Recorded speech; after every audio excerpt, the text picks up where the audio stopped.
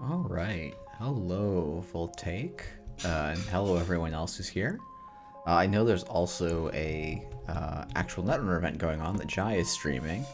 So people should go and definitely check that out. This is going to be a pretty quiet stream for me tonight, I think. And I do not mind if you choose to go and watch live Netrunner instead. Let me go see if I can find Jai's stream so that people can do that if they want to.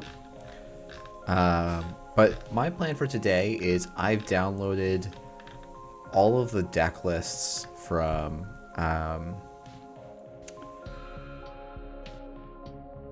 all the deck lists that were submitted to Continentals, and I want to start doing a little bit of data analysis on those. So we're going to dig through that. I'm going to try and keep it as anonymized as possible. Yeah, if people want to have both streams up, that's a thing they can do. This is Jai's stream, who's doing commentary for the New Zealand Nationals, which started basically when I was supposed to go live at 6:30. Holy shit, Anarcho! Victory has been achieved. I was playing a game against Cat, and I was like, holy shit, do I need the environmental testing? I just have like reg econ cards, and like I mean, especially if you're gonna go the style I'm going, like you need it. But I didn't fill it with my light before the stream. Yeah, that seems all right. I do think CAS and yeah, I could definitely see CAS and testing being correct, but testing is quite good. Lashana Tova. I do not. That looks almost. I'm gonna say something quite dumb because it. So I was gonna say this looks like Klingon to me, but it is probably not Klingon, and it is probably. Well, I was gonna guess Hebrew, but I should probably just do a quick Google before I. Okay. Oh yeah, it is Hebrew. That's. Wow, boy, good job, Jeff. All right. Yeah, so I'm hoping that I can make this data set available to the community as a whole. I'm gonna I want to check with more people in NSG and make sure that we feel like it's properly anonymized, which is difficult to do when you also want to make it kind of have statistical significant stuff. So in the meantime, I'm going to just play with this on mine. I've cleaned out all of the data that I'll be displaying so that there's nothing you guys can see, and I've been trying to debug this. So I have to make so the deck lists I have in here are just the actually I should, yeah. So this would be something like corp deck. All right. And let's just does this work the way I want it to? Yeah. Okay. This just gets one long string that's everything in here. And so I need to figure out, Kapla could work too if you, yeah, apologies, Game of Droids. That's quite embarrassing on my part. So that's but anyway. So I've built this, and I've built two parsers that work, and then I built a thing that says, okay, is the name agenda in there? Is the name event in the string? And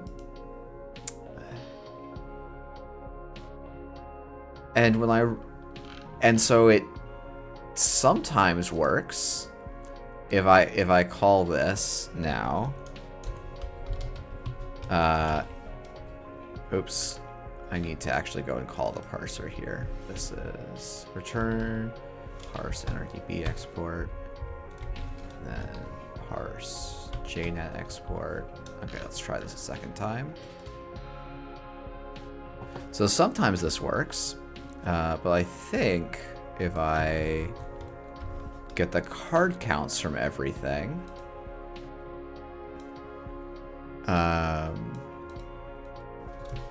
let's see. Yeah, there's some where it says 0. And you can very clearly see that agenda and event are in here.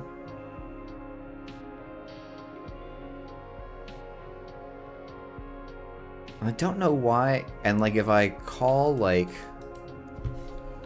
iLook 245, this is that list, and then if I take corp deck, I don't want corp deck parsed, I want corp deck, and if I say agenda in, it gives me true. So, like, I can even just copy this line of code.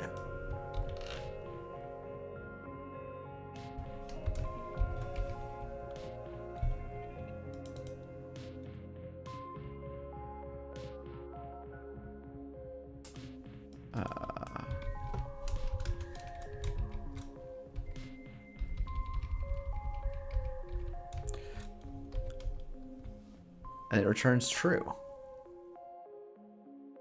So I'm really not sure what's going on.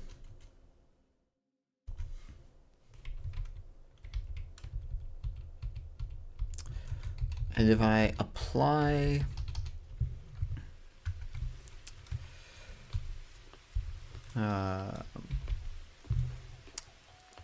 let's see. If I just call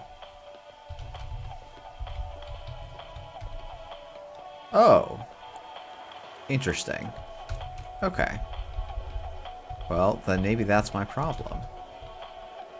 Oh, because this is the wrong format. Okay. So this actually needs to call... I think if I go parse JNet export, this will work. Cool. Okay, so it's... if... 3x in decklist entry or 2x in decklist entry, because you know, just writing out your cases like this is definitely the cleanest way to do it.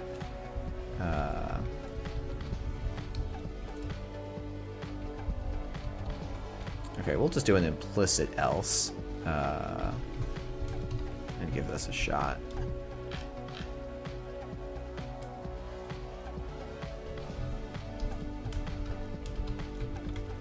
I thought I was correcting for this earlier. Okay, so let's get corp card counts equals 0 and see what this looks like. Okay, it's just this one. That's actually pretty good. Let's say... oh, I wish I hadn't deleted this earlier. Okay, so let's find the ones that aren't equal to 44, 40, or 49.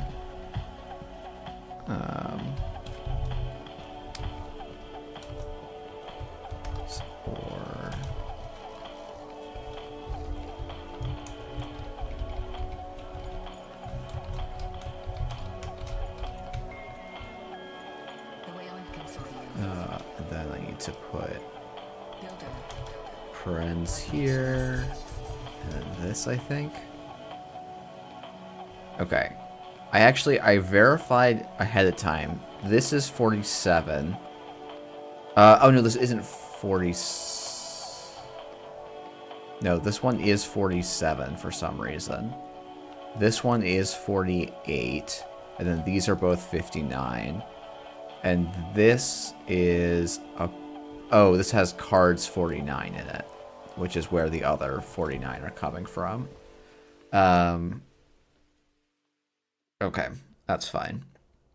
I can probably fix both of these.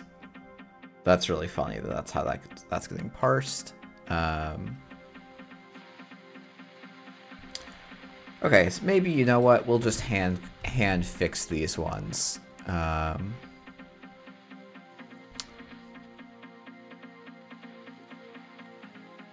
this says everything else is 44 or 49, which is what I would expect. I can't really do this check for the runner side, but this should be good enough.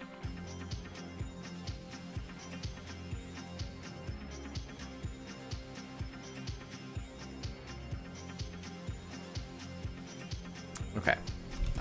Named all const data dot iloc 49 corp deck parsed equals no, not equals. We want to use the we want to use this. Just they just deleted the agenda line, so I could probably use asset or something, but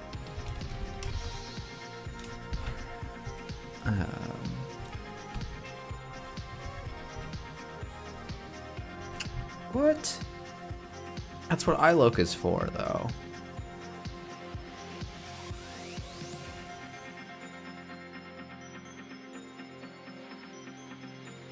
That's the whole point of...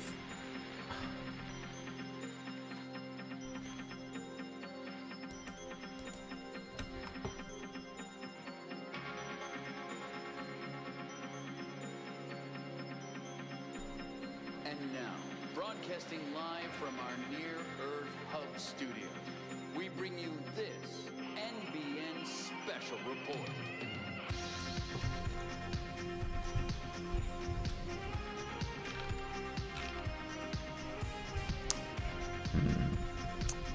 I'm also going to switch the tunes real quick. Give me a second. Hey, what's going on, everybody? Welcome. That's not what I want.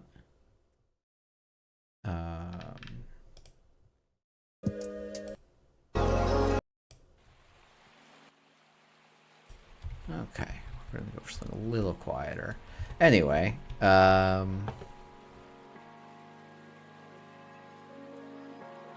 could probably just do a lambda if 0 apply something. Let's just also... That is too loud. Still.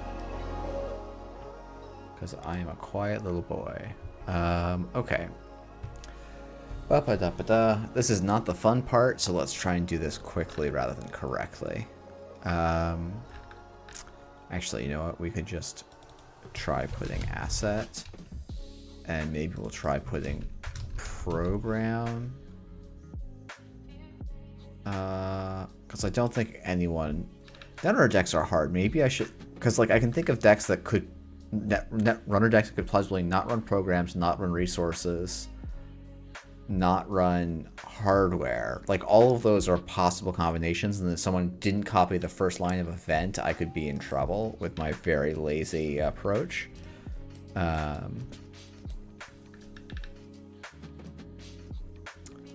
And then I need to just remember how to delete an item from a dictionary and apply to 74.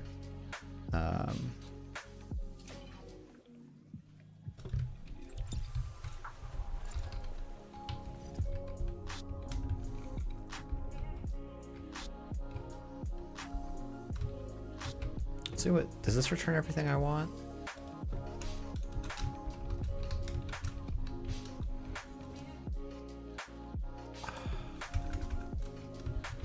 Do I have to go like 1, 2, 3, 4? Does this work? Okay. Equals...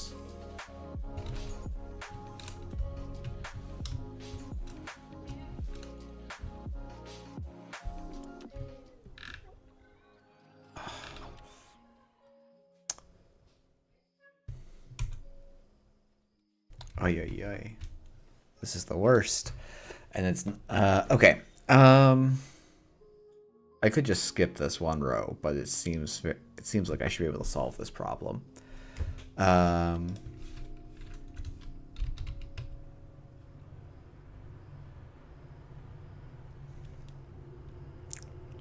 can I brute force this?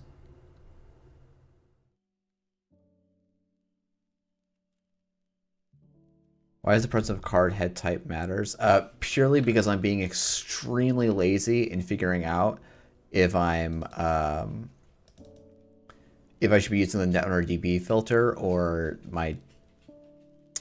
Should I just be using this and saving myself a whole set of returns? My parser is different very slightly.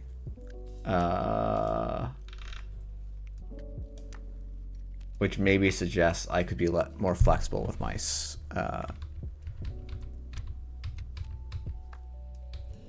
Oh yeah, one of the influence dots, though, I'm trying to regex my way around. Okay. Yep.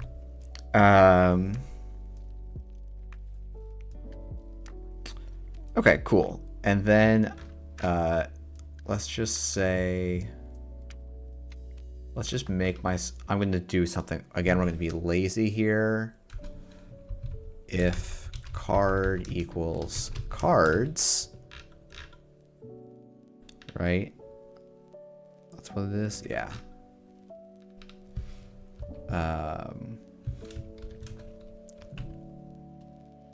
Yeah, we can just do continue. Okay, so this is the only difference between these two functions is whether there's a S in this regex. So the thing I'm supposed to do with programming is just, yeah. Okay. Yeah, let's just say my regex string equals this, else regex string equals that, and then I go and just copy this code. And I don't even have to worry about calling new subfunctions. I just do this. And instead of using match, I call regex string. And then we find all regex string. If card equals cards. And hopefully this all works. Okay, fantastic.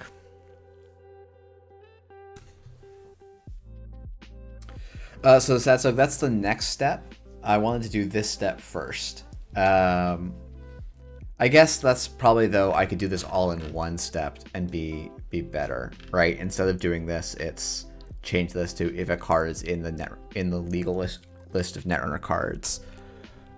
So let me go and look at how I did.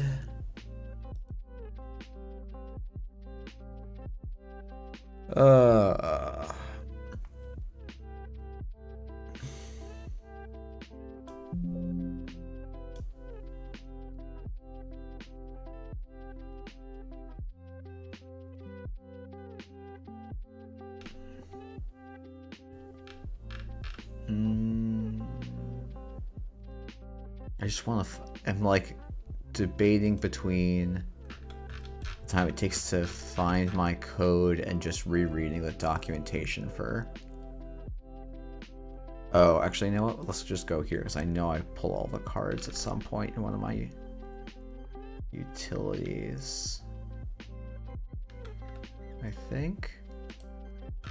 Does this have my utility? Get the IDs. Oh, I'm just doing it the old-fashioned way. Yeah, this is fine, though.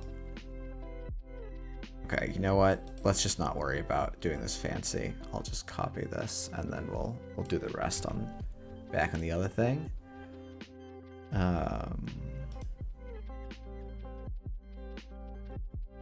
Okay. Don't need this.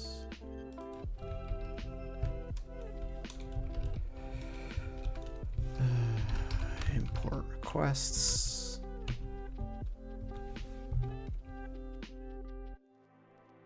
Okay.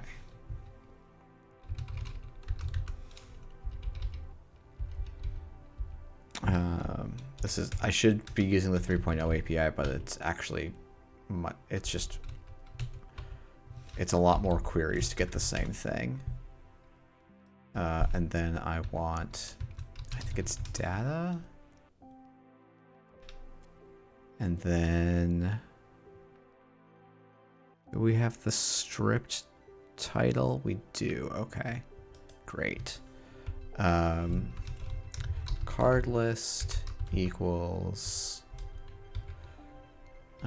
card stripped title for card in cards JSON data card list. I could probably make it a oh, the strip title includes these. Ugh. Okay, chat, remind me to go and get the laundry in a minute. Apologies that okay, this is probably fine though. Okay. If card not in card list. Okay. Let's just run this all. This is gonna error on me. Maybe I can delete it real quick.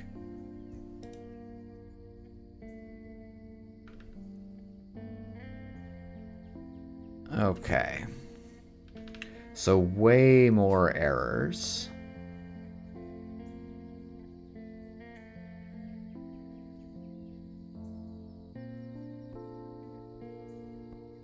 So this before had,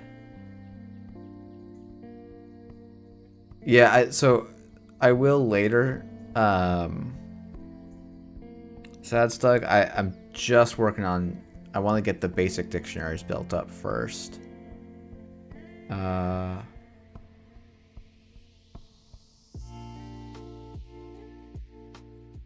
I'm losing cards in this transformation.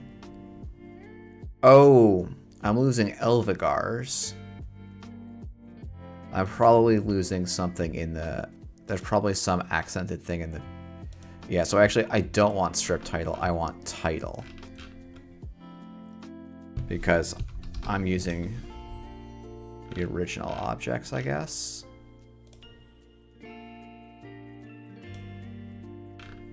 Oh, that didn't work. That got much worse.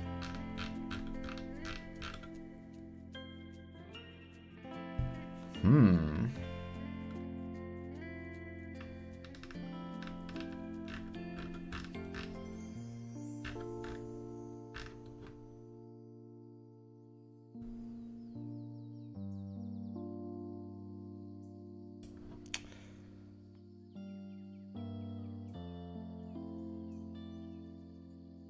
I'm gonna keep this a stripped title.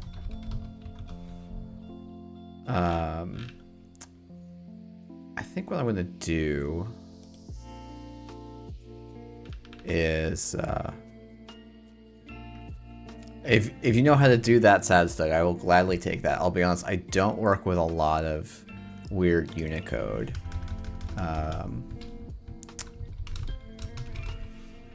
Like I just mostly work with numbers, to be honest.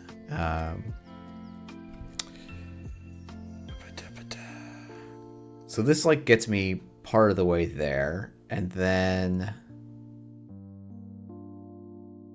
probably what I want to do is make a big data. What's the goal here? So I have a dictionary. I just want to get a deck list ID, and then all of the cards in that deck list, and then the counts of those cards.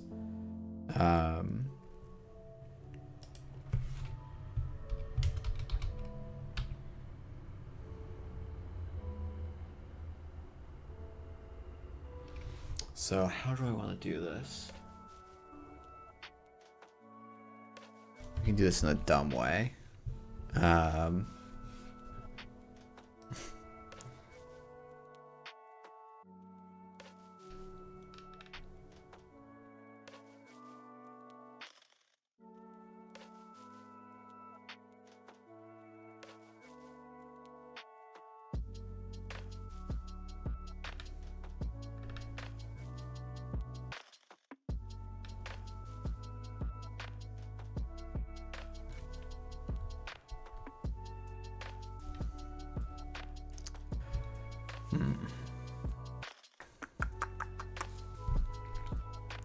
We're going to do this in a very silly way. PD data frame columns equals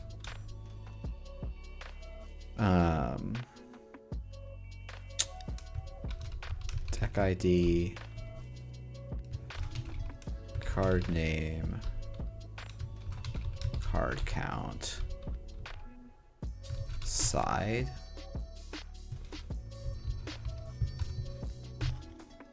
DF, because, you know, let's do descriptive names. Actually, we'll just make this corp deck lists.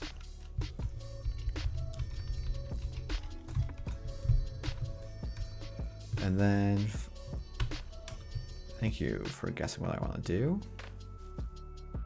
For card count, nope. I actually want I want to make a data frame of PD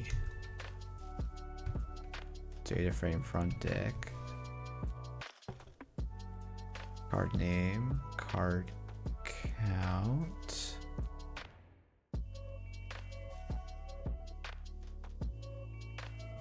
That, I mean, that actually looks close enough to write. No, it was not close enough to write. Okay. Let's just do the dummy thing and print this real quick. So we're going to do the really dummy thing and print break. Okay. So this part works.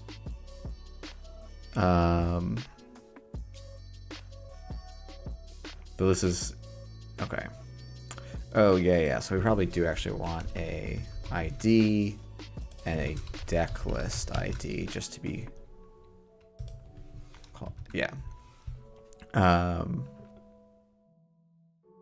Okay. So this can be our df equals this, and then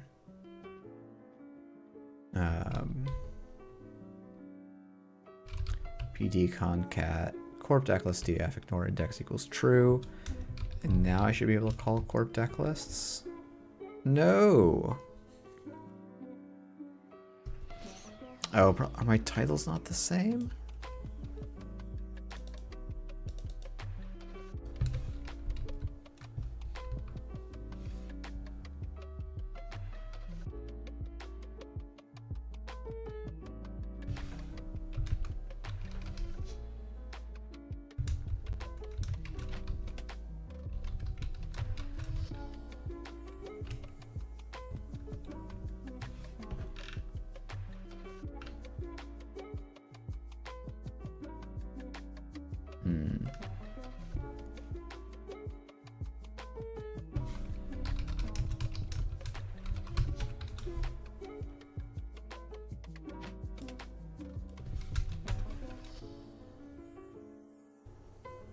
Okay, let's get rid of this, which I don't. Okay.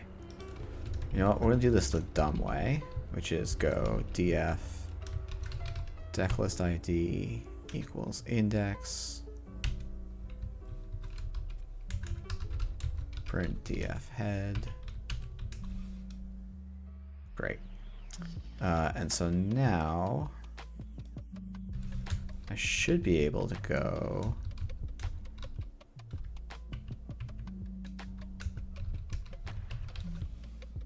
why is this? Oh, because I'm not setting this equal to corp deck list. Jeez. I've got 0 brain cells. Okay. Ah. So here's why I'm losing some cards.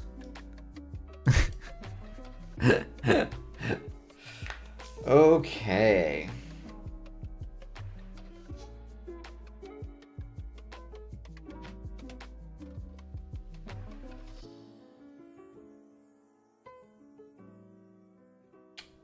So I have to update my regex.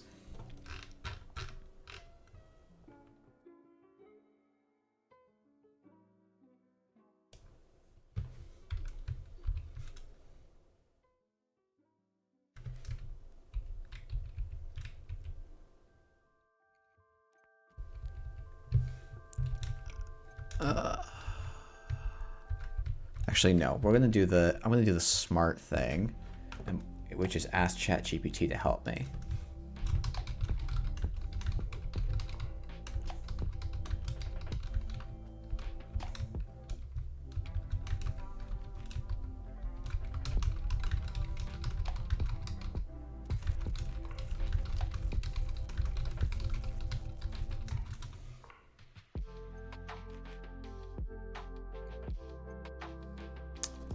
Thank you, ChatGPT. It actually is as simple as just putting that symbol in.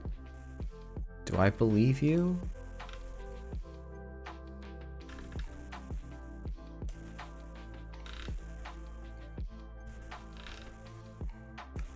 Holy shit, it was that simple. Okay, so what I can now do is go card name unique.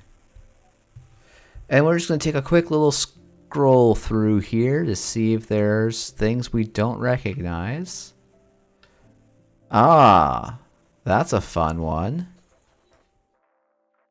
I think someone put a special thing in that they weren't supposed to.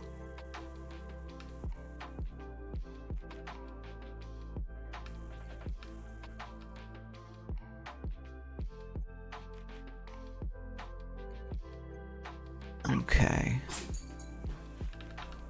I kind of wonder what this is.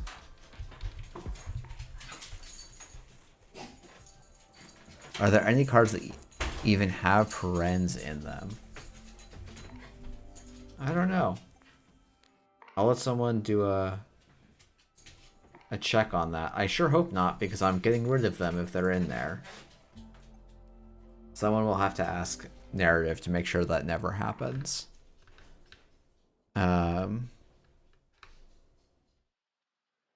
Yeah, Masterwork V whatever. Masterwork V something has actually killed my scripts before because I made dumb assumptions about what could be in a name. Masterwork V37 does have parentheses in it. Ugh. Okay, if someone played Masterwork, they deserve what they get, which is to be dropped from this data list. My goodness. Why? Why? Can't anything be sacred? Hold on.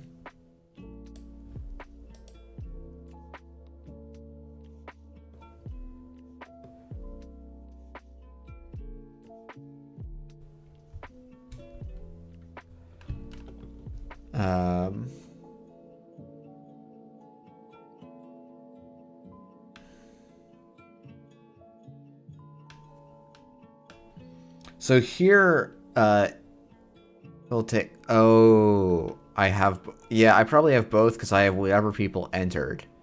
And so, like, if they entered the JNet, they're going to have both stripped and not stripped. So probably I do need to just do some,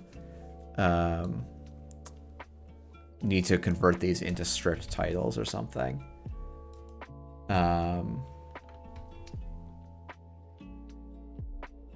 I wonder if I can just copy this and figure out what this is in Unicode, though. And then I need to go grab the laundry and be back in a second, but...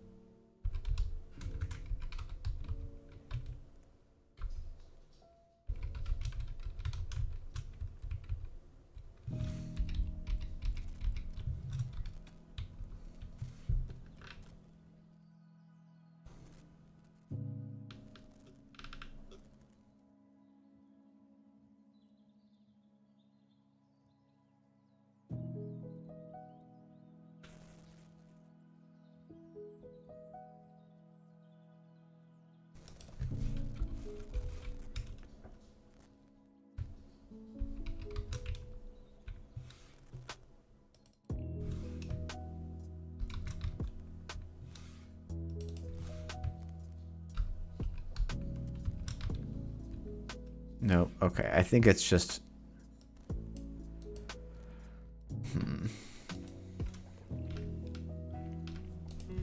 I wonder if I have a tier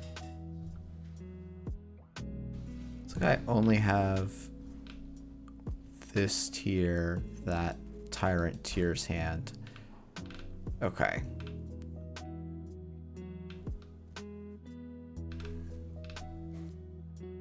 So I probably could just go into the original data and just fix this by hand. And that's probably what I'm going to do. But I'm going to do this off camera, if I can find it.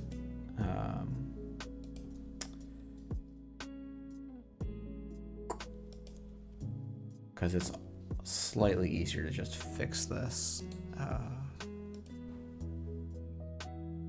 in the source, I think.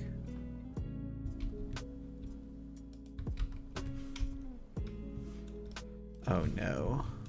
Except that, of course, it's a special character, so it's not going to show up.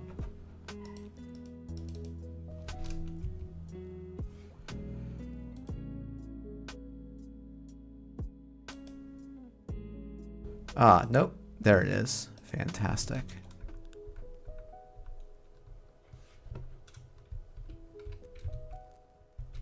Okay, let's run this all again.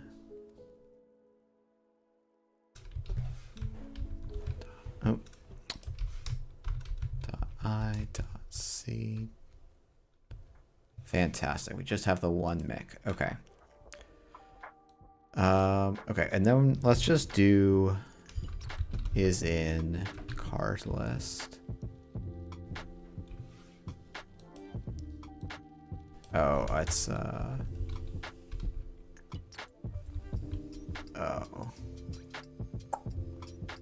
It's just is in.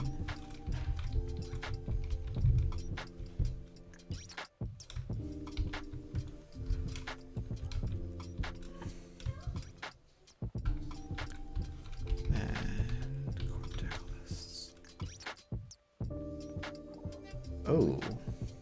Oh wait, I want the inverse of this. Okay, so okay, you know what we're gonna do? We'll make the card list append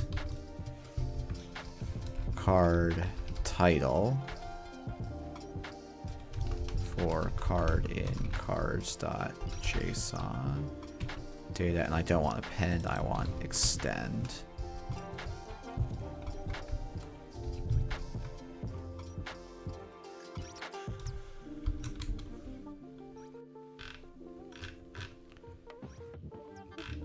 Please tell me this gets rid of it.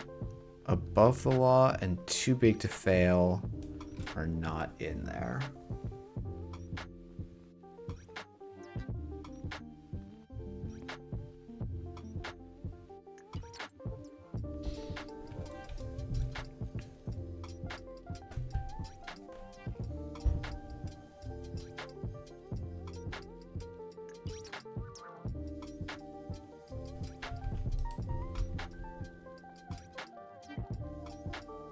I thought I was stripping the text from these. Because that does seem...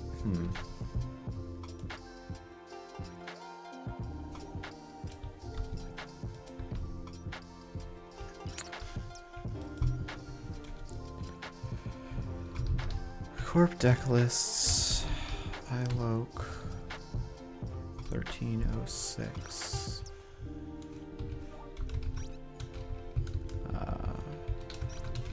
Card name. Oh. Too big to fail. So what do we want? Card list. How do I find the specific item in the list? This is like a thing I should know.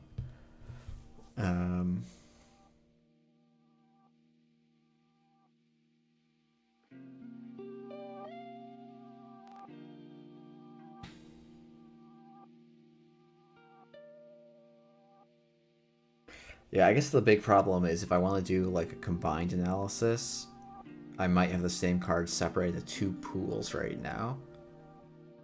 But it's probably easier to get it all into a data frame and sort that out afterwards. But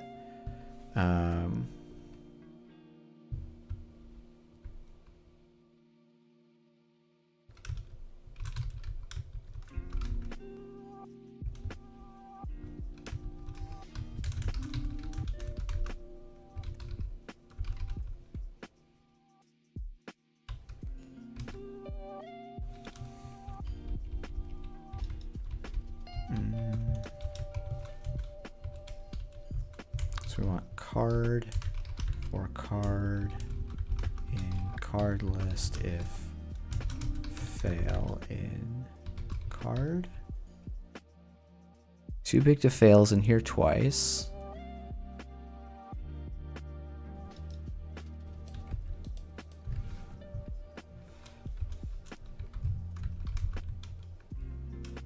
It's not.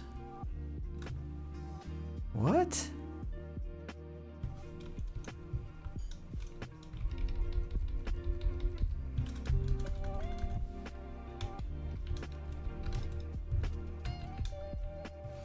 String object. So this is just a string object.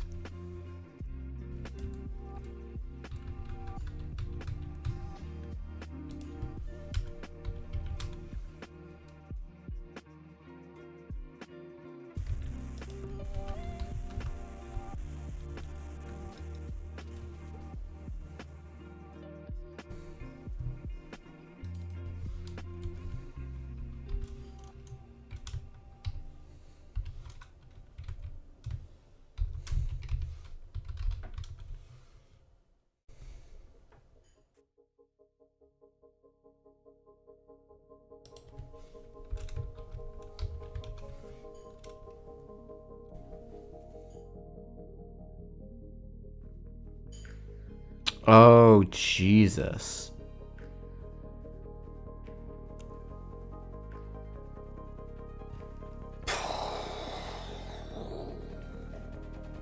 Okay, we're gonna go back to the source. Too big to what?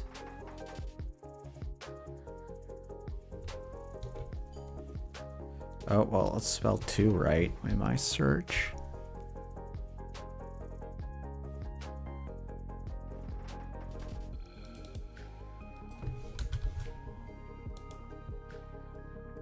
Oh, interesting. It's actually in multiple places.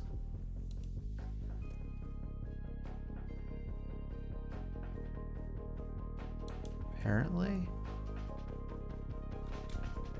Wait, which one was right? Did I just change it the wrong way? No, I changed it lowercase. Why was it? Interesting.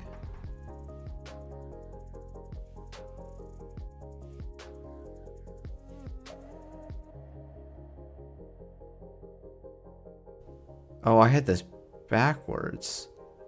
The correct one is the other way. Shoot. Okay. Well, it's supposed to be too big, lowercase to fail. That probably makes more sense. Okay. And probably this is what's also the issue with above the law. Yep. Okay. So this should be above the lowercase.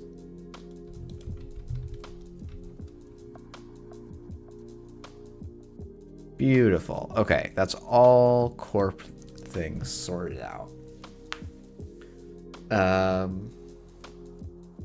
Okay, I will be right back.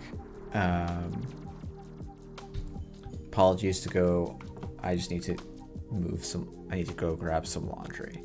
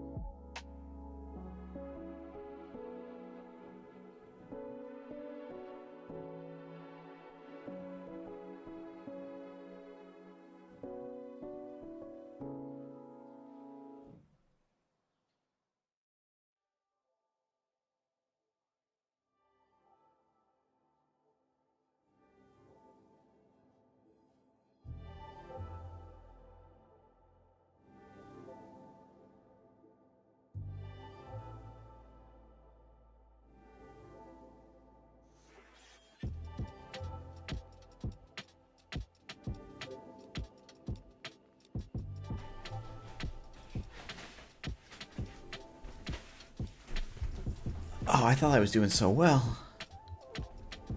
Alright. Hey, Jamie. I'm moving over to Friday nights, cause,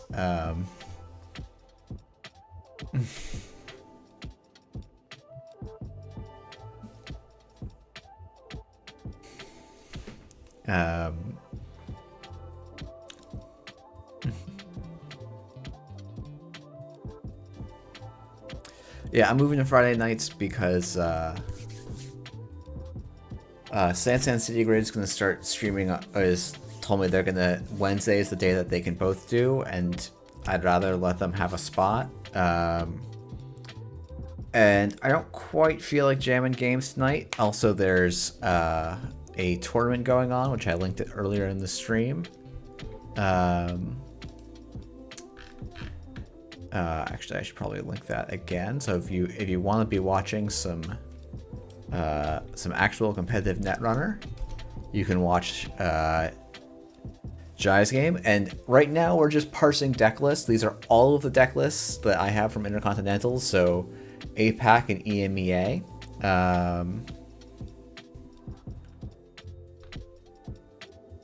Why is there some names in the event column? Oh, what? What? Ugh.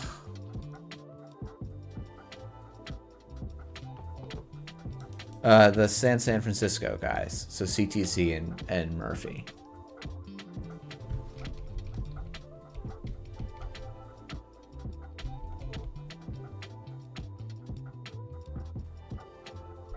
What the heck?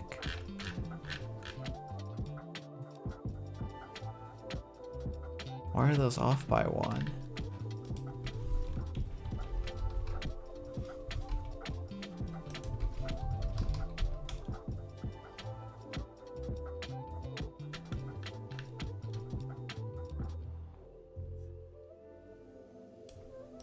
Are they off by one? I mean, they must be, right?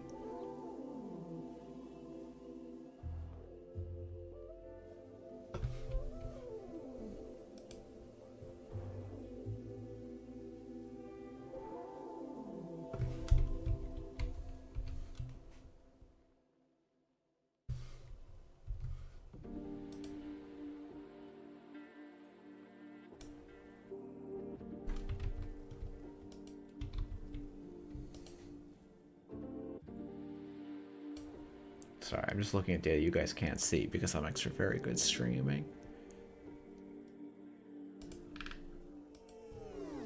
Okay.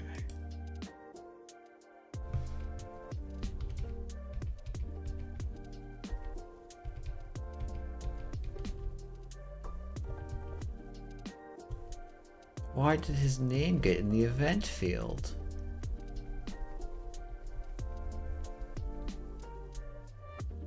What? How did that even happen?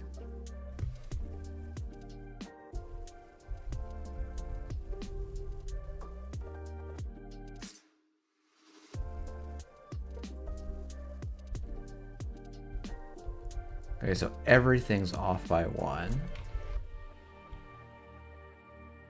But not everything's off by one.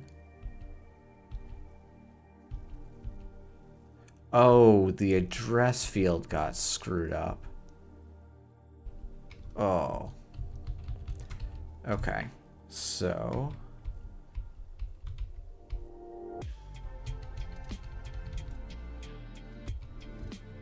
But we definitely don't need any of that data.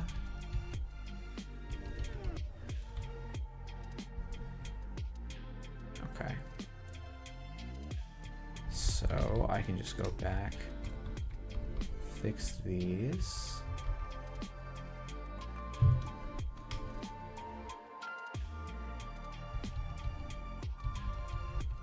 Great.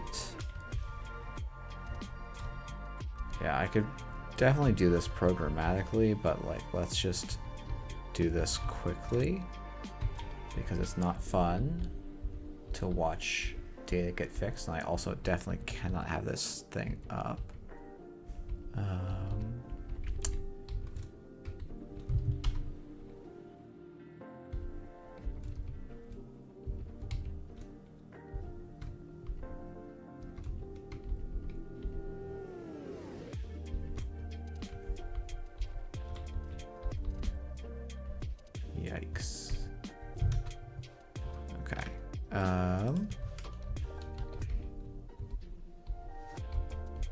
Okay, hopefully.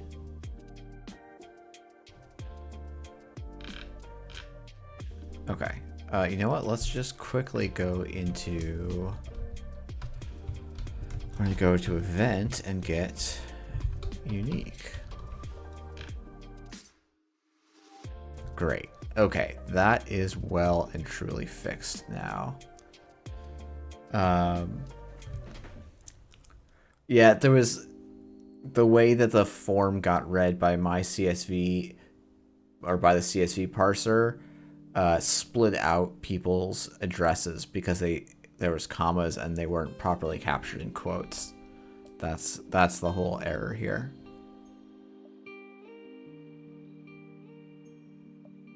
So the analysis I can't do today is doing card win rates of deck list differences between similar IDs or something. But we can definitely look at cards that were popular, right? So we can take corp deck lists.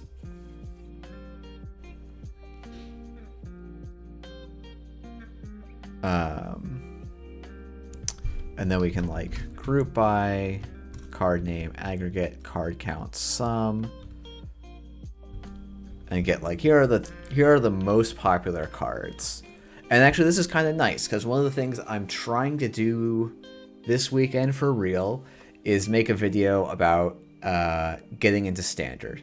I'm gonna pitch it, I think, both as coming from startup to standard and from system gateway to standard, because I think genuinely, I think if you want to have the most fun playing Netrunner, I think by and large you should learn the rules with system gateway and then pick a faction and start playing standard that way. I think it's largely going to be the way that gets you enjoying the game of Netrunner a lot faster. 142 copies of Valentine. I guess every single outfit's running 3 of. Hey, I also probably want to get the count of how many decks it's in.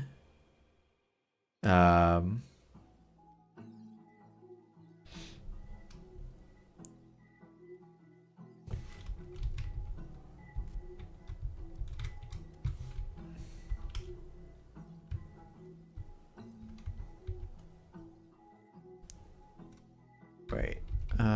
Oh, you know what? There's going to be a small issue, though.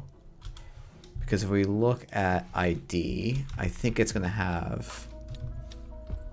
it's going to be what people felt like entering, right? Oh, I need to, like, do strip text. But there's also going to be stuff like super heavy logistics, Hospiroid, precision design, space... Yeah, because this was a free text field for some reason, not a drop down, and I know why it's not a drop down. It's because it's annoying to put this drop down in manually. But like, okay, so I need to do. We can strip this though.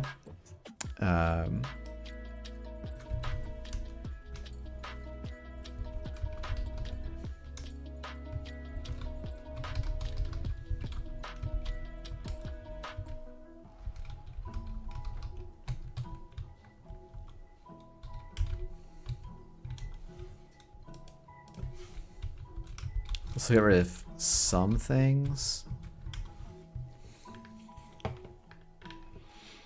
But I still have to like go in and manually do some fixing, it looks like. Actually quite a bit of fixing. Okay, I'm gonna leave this for later, I guess. Because it's not gonna be fun to come up with a way.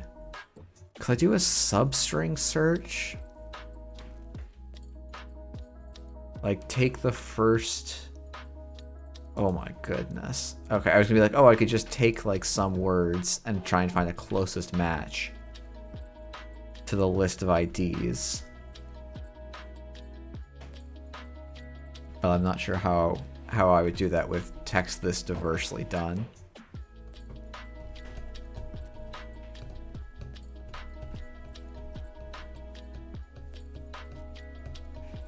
I guess it's like I could find a unique word in each of these, so it could be ob, ag infusion, asmari, asa, precision, undivided. No, I probably want epiphany. Ugh, yeah. A manual alias table is correct. I think we're gonna do the by IDs later, I think, maybe. And I'm also going to quickly look up. I've lost all my code for doing UMaps, so I'm going to quickly go and check to make sure I can find an easy UMap library.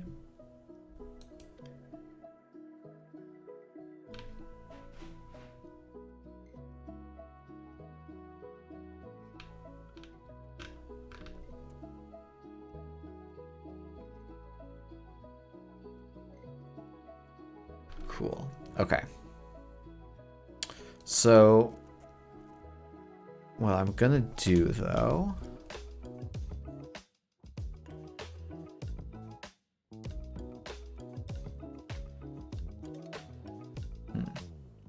so there's a couple things we can do. First, probably finding most popular cards, right? This is, oops. Group by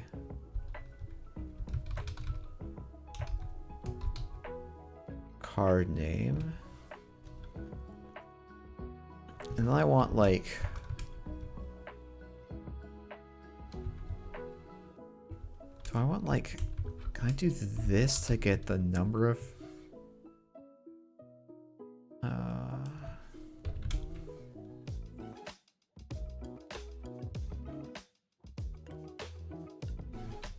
how do I do this?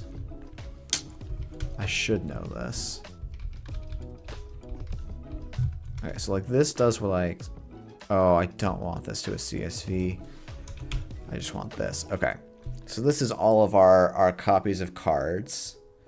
One Chiashi is certainly interesting. Lol. Guess I need to do a better... We need to do a better job deck checking next year.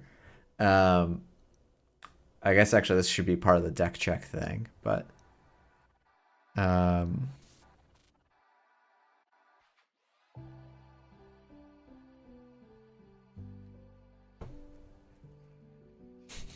Lol.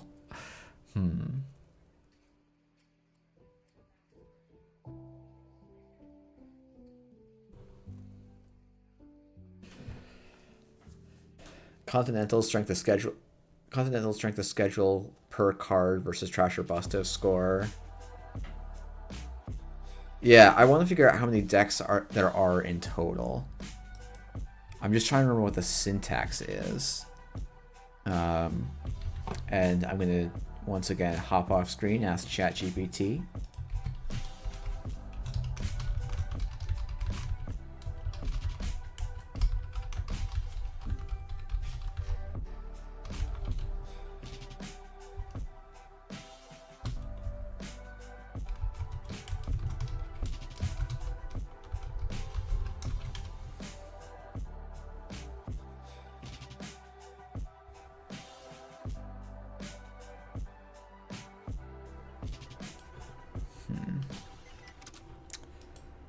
That doesn't seem right.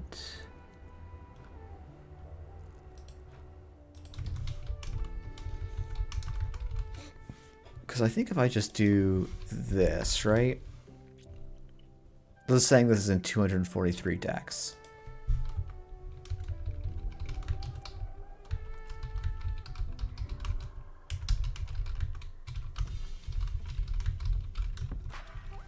Clyde Van Wright is a legal card.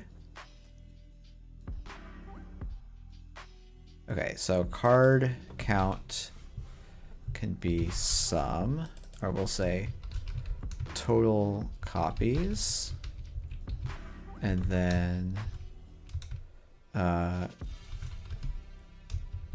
number of dex is count. Ooh. Why are you mad at me? Oh, because this doesn't exist. This doesn't exist anymore. Oh. Ugh.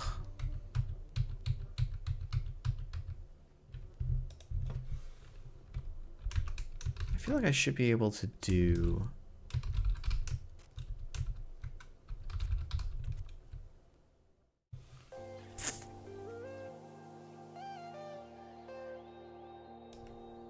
This is not... Why is this not right?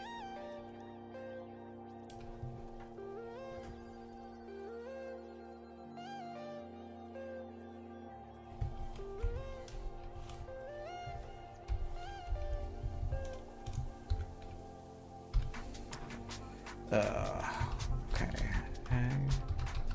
Multiple functions, same column.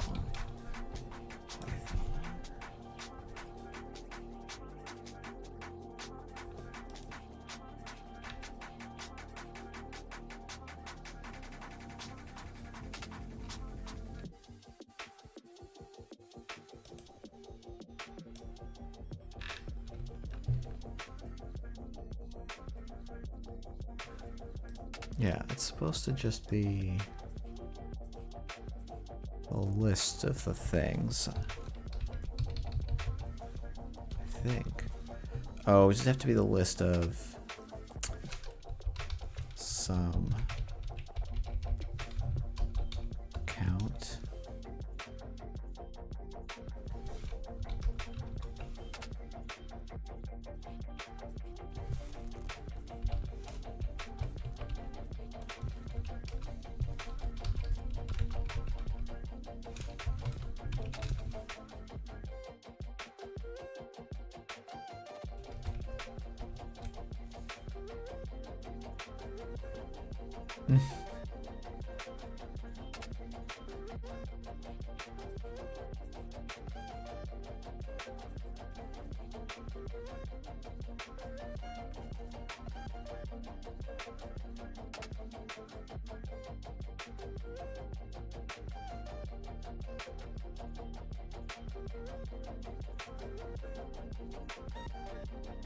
Sorry, I like had chat on the screen. So 7 and 9 is not equally divided by 3. Yeah, I think some people were playing only 2 spin doctors. But why is this?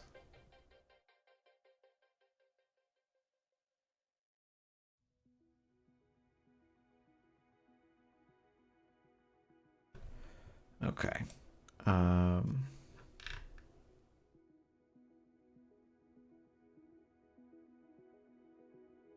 Okay, you know what? We'll try doing the ChatGPT thing. And see if it works.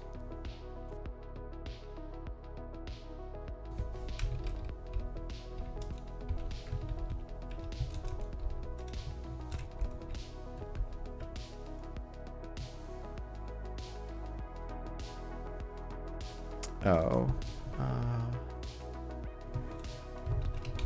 Deck list count.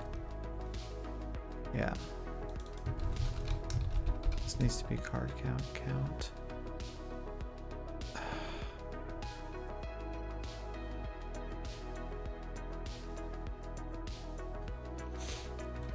I've definitely done this. Why am I forgetting how to do this? Oh my goodness.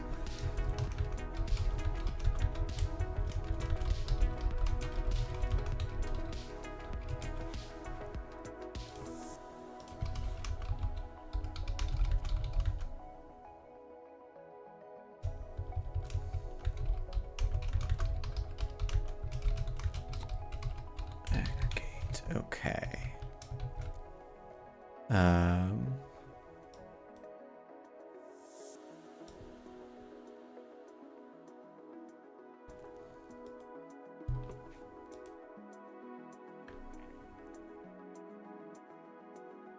Oh, just doing it as two different things, right? That's probably the... No. Oh, it should just be... Oh.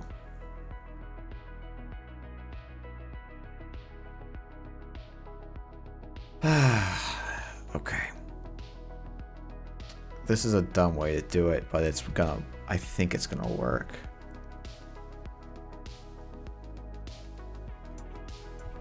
If I call card name and then go ag sum count.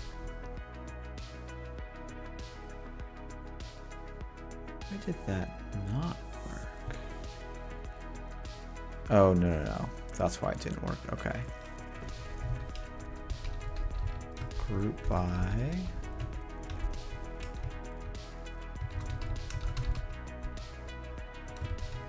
I think this is what I want. No, that's not what I want. Interesting.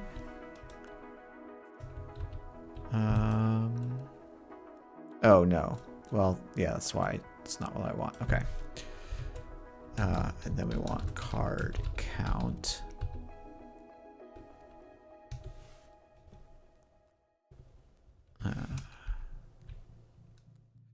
Okay. Cool.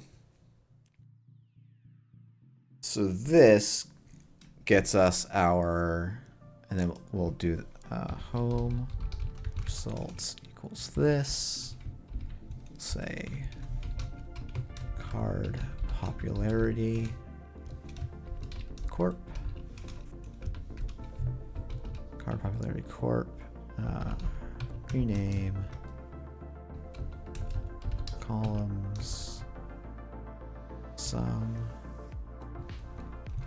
Cool. We'll say copies per deck. Let's name copies per deck.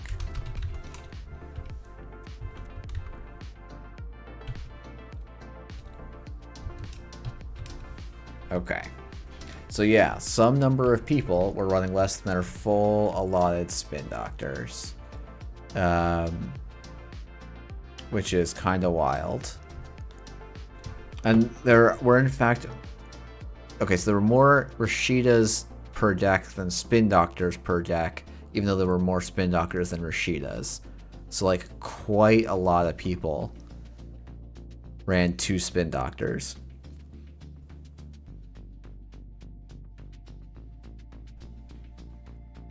Oh, we should also see how many total deck IDs there are. So if we go back to corp deck lists, there's 247 unique decks. So 4 people ran 0 spin doctors. No, 248 unique deck lists. Right?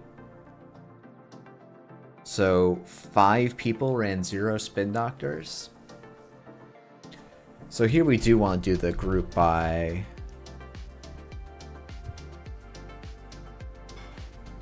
I can't do imp here easily right now because ID text is like not... It was not an enforced field. It was a whatever the user wants to enter field. And so it's really tricky. Like if we go and look at...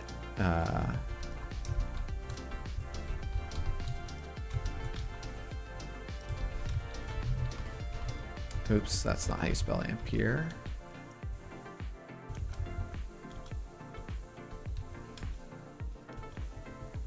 Oh, get me out of here.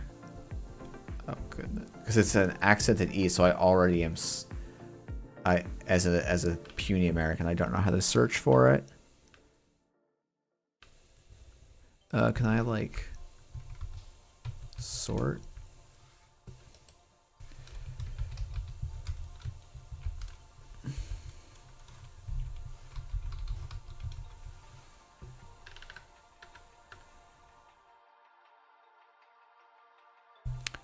Were there no amperes? I thought there was an ampere at Continentals. I guess we can check always be running.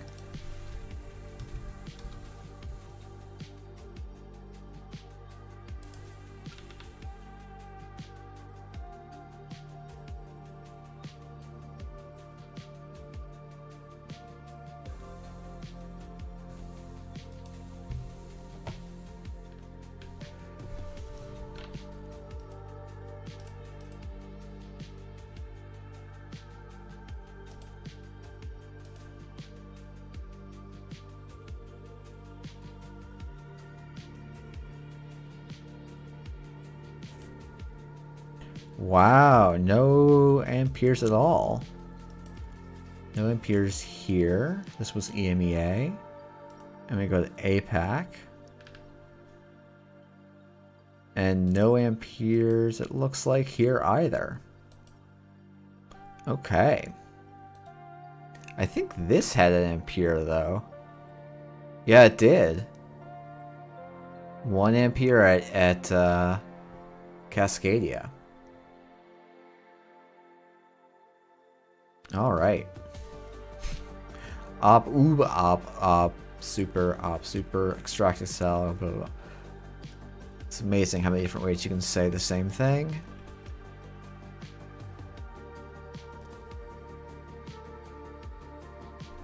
Okay.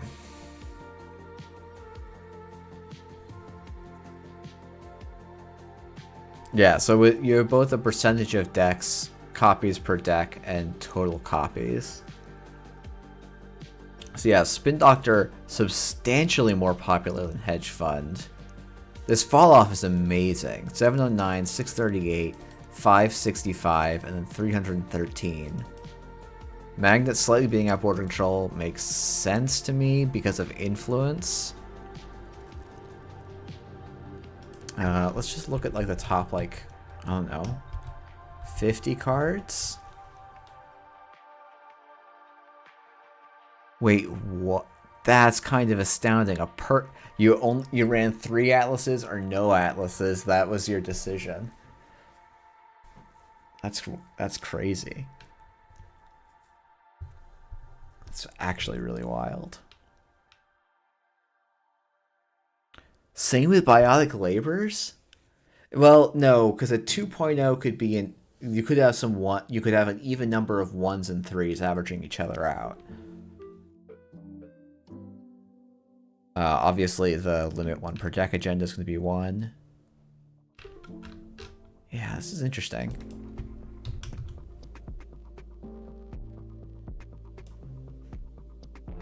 Oh.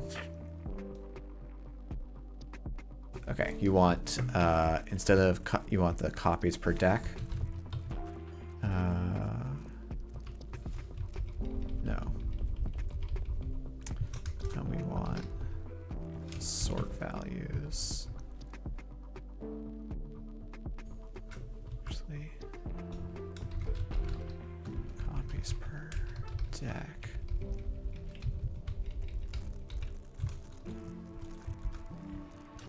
And then we want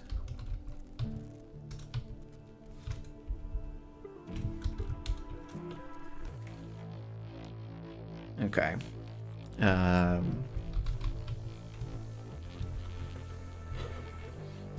Yeah, it's like these are so low plays. It makes some sense, but wow, you were playing 3 Giordano Memorial Fields. That feels like 1 too many to me.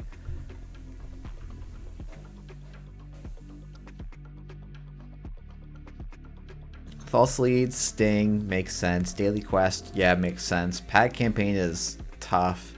Remastered makes sense to me. Pulse is a little bit suspect to me. But yeah, who in their right mind would play SIU? I mean, like, it's really interesting because, like, all of these cards, I think maybe with the exception of...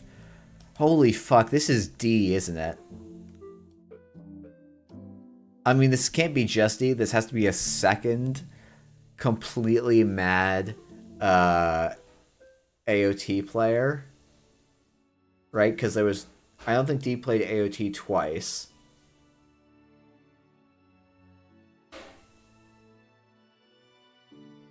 But, like, it's really interesting because these are the auto 3-ofs in unpopular decks. Which is, like, a really weird stat, right? It's like Atlas is the interesting card that's like an auto... Wait. I'm sorry. Who is committing a crime here?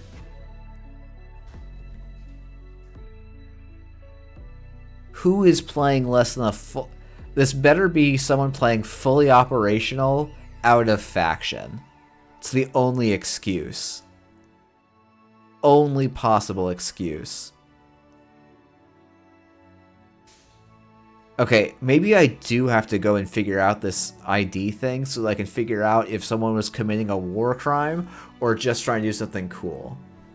Yeah, it's got to be yellow flop, right? Or maybe some madman playing a Taya flop and playing 2 copies.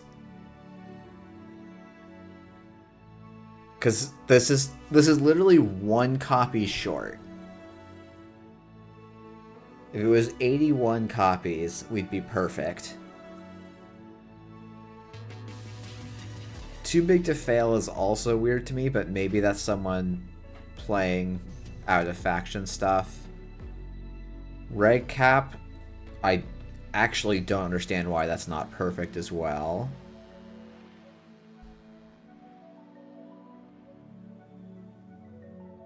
Isn't it just 127 should be times 3 should be 81, right? Because 721 plus 60.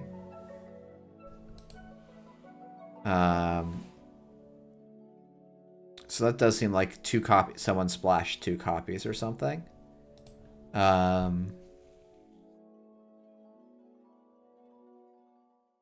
too big to fail. I suspect that there was like 2 people that played 2 copies of Too Big to Fail and something like Built to Last, where it's less good but still good. Bologna being 2.94 is kind of interesting because I feel like there could be agenda suites that just want 2 Bolognas. Yeah, if I filter this, query, let's say decks greater than 2, right? So now it's like you have to be not the only person in the world playing that deck. Hey, Sonny, I'm hoping to do some fun stuff with UMAP plots in a minute with these, but I'm just starting with this for now.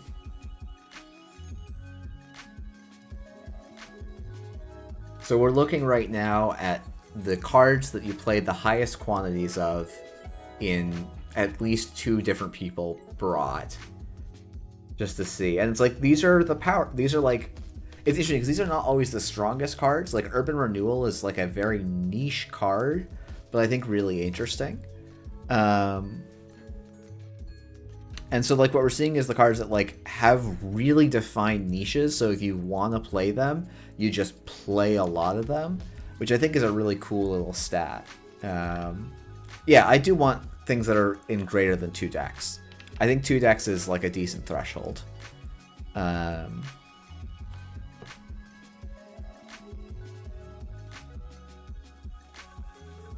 Yeah, this is the top 40.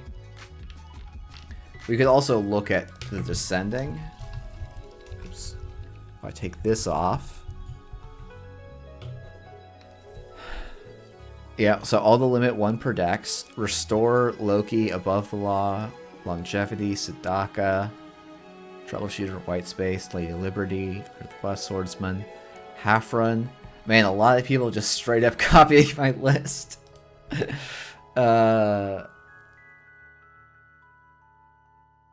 And then Shipment from Vladispear, Scordum. Yeah, I think there's people straight up copying my list. I'm really curious when I plot this if it's just like all things that are like more or less my list, but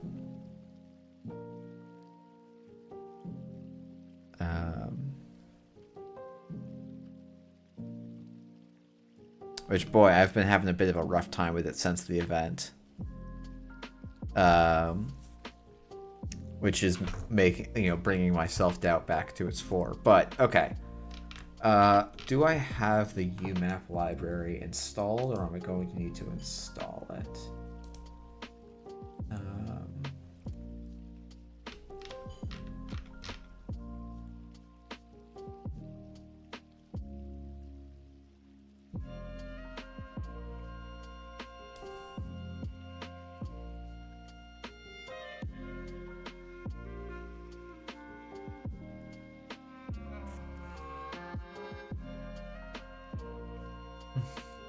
I mean, Jamie, like my contention with that is I don't think it's a cheese stack. But yeah, maybe people have just gotten better at its lines. And it's a little bit sad. Because my impression of the deck was like it was quite strong even when people knew what to do against it. And what I've been having lately is I've just been flooding out and getting rammed by people. So it's tricky.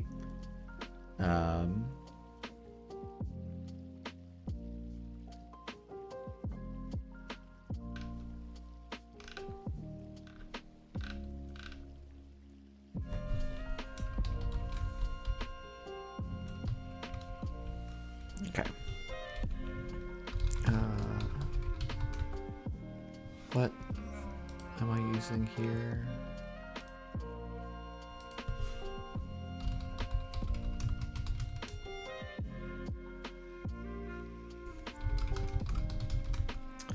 I probably want sklearn, I think.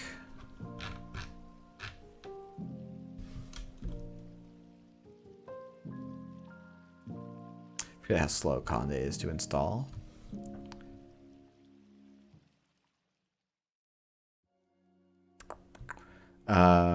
Ooh. That's... okay. It's probably called something else. Yes.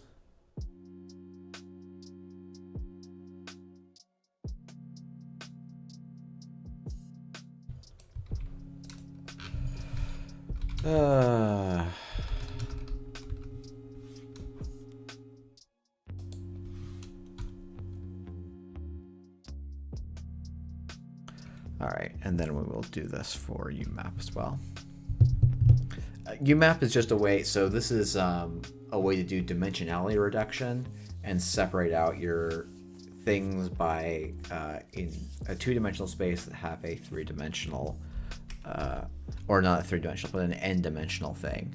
So what I'm going to do is convert, make it so that each deck list is a row, each card is a column, and then the number of copies in each deck list is the value in the cell, and then do a dimensionality reduction to figure out where what decks cluster together. I did this with mapping standard last year right before Worlds. It's been a year. Time to do it again. It's also, I think, useful to think about for... I actually want to make my getting into standard video.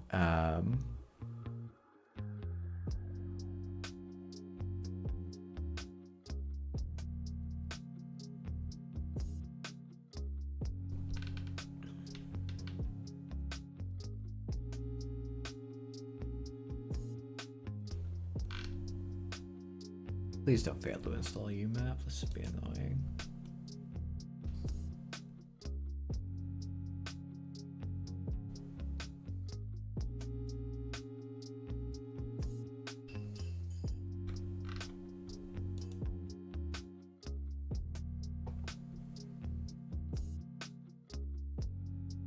Oh, it's called UMAP Learn.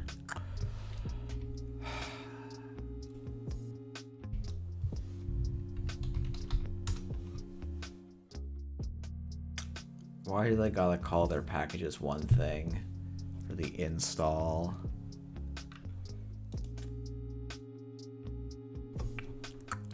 Okay.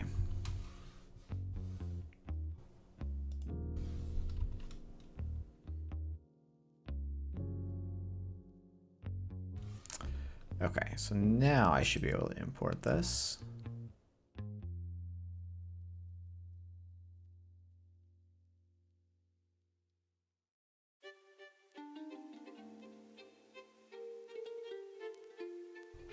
Okay, we'll see what that does.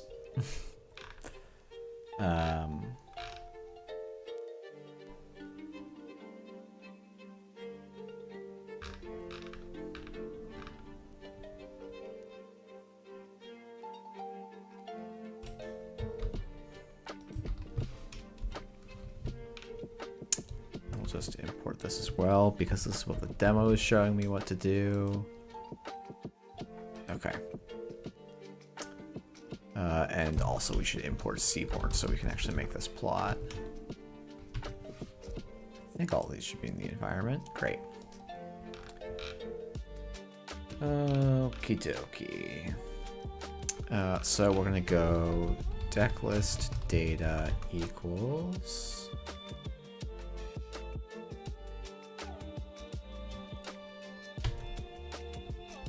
Ooh, thank you for figuring this out for me. This should be correct. And then we can go and look at our deck list data.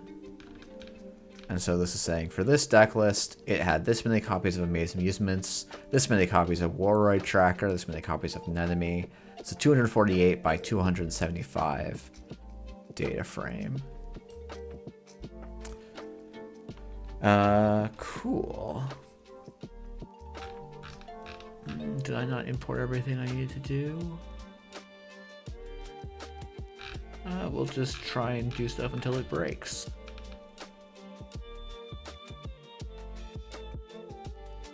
Okay.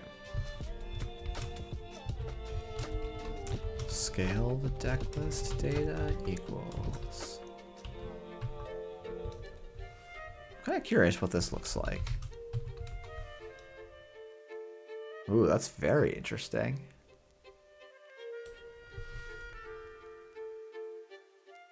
Seems like there's only a couple types of values. That's interesting.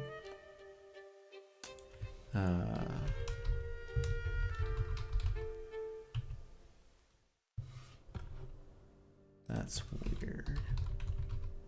Oh no, that is okay. That's what they're calling there. And then reducer bit. And this is my embedding.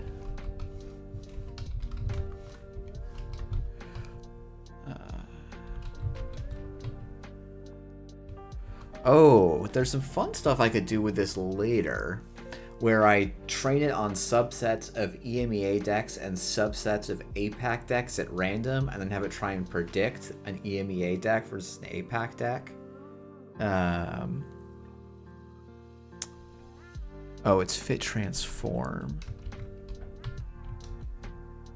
I guess. Okay.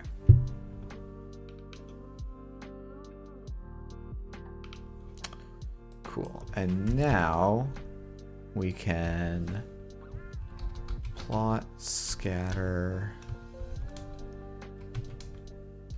embedding. So this is, the color's gonna look terrible here because I need to actually go and figure out the okay, so it actually turns out to make this plot look interesting, I'm going to need to color by faction, which means I need to go back and fix the IDs.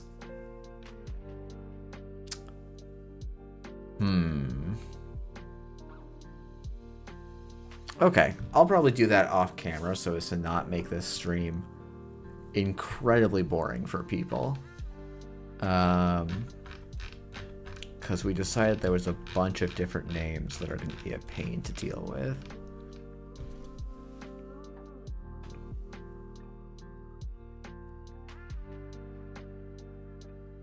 Yeah, because until I have that, these things don't hold up together. Okay, well, this is a fun little plot. I think if I run it again, it's going to look like a slightly different shape, which isn't. Yeah. And I can play, there's parameters I can play with to try and cluster things more, but again, this isn't meaningful until we can put colors on these things. Because what the US is supposedly doing is saying, like, these things all, like, these are all separated. Maybe these are closer, like, these points are going to be close together. These, like, everything else can be kind of separated out. Yeah. Okay. I'll have to play with this later.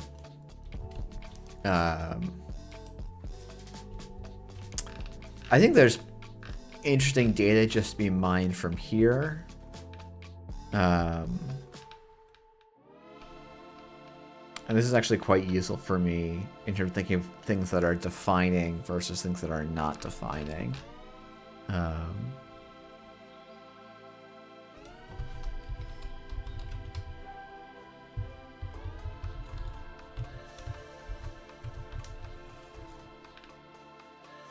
Like, these are not super popular cards. And then you can look at, like, you can filter.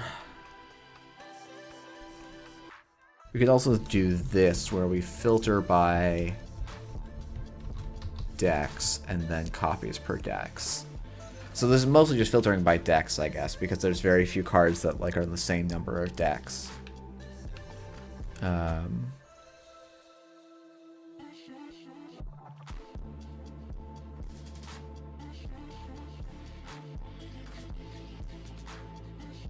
But yeah, interesting.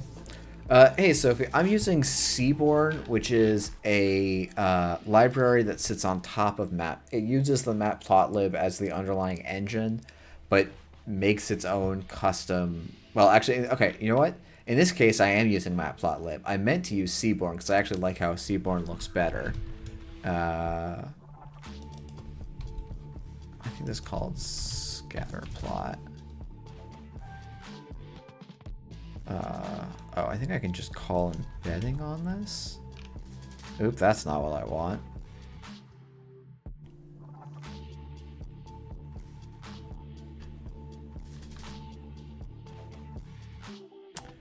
Okay. So you're right, I am using matplotlib. The thing I need to do is get colors, but to get colors I need to get factions and things like that. So I think actually what we'll do is we will transition and I will play a little bit of JNet tonight. Probably not super long because I just got my COVID booster and I'm starting to feel some stuff coming on, but yeah.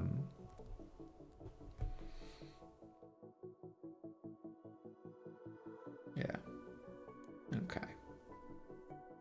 So I think I've literally never played Deep Dive. Not that it's bad, I've just literally never played it.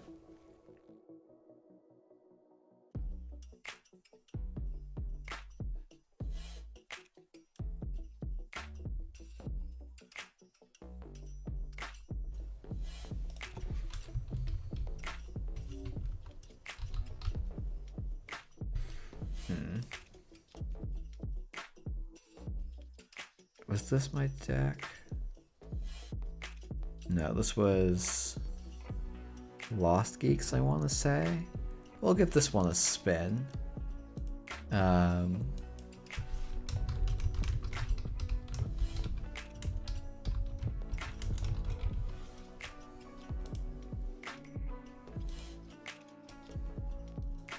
no, that's not this one.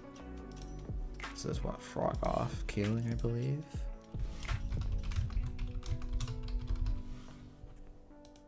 Not sure what nonsense you mean, Jamie. It's been a bit, so I've forgotten, to be honest.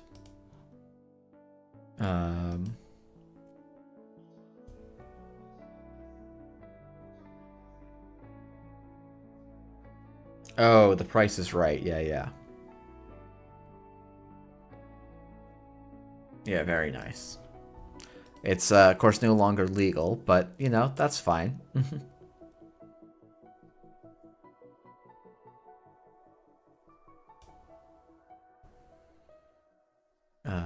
Let's see. But yeah, I hope everyone's doing well. So, I probably should make a playing Arasana list, but I've had like a thing where like since getting second at Cascadia, I just like have not been playing very well. So it's like having a lot of issues with Netrunner at the moment, or my ability to confidently play Netrunner. And that's fine. Like, it's not the end of the world. My competitive season's done anyway for the year, so that's I kind of don't have to worry about it. I can let other people figure out what they want to do. And probably just swallow a bit of ego that while I thought the decks were quite good, maybe they're not the tightest, which is fine.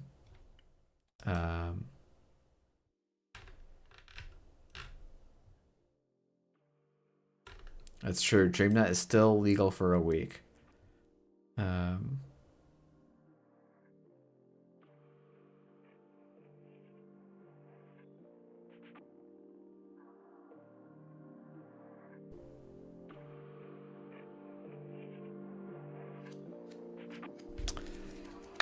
Yeah. Let's see. The thing I've been finding is I really was leaning on Earth environmental testing. Like, being able to turn UAV credits into real credits is essential. I think the other direction is you do cut back on UAVs. I also don't think I've installed Turbine, but I think Turbine is kind of probably necessary. I do wonder if you actually need the second SMC. And if you like cut a Sure Gamble or something.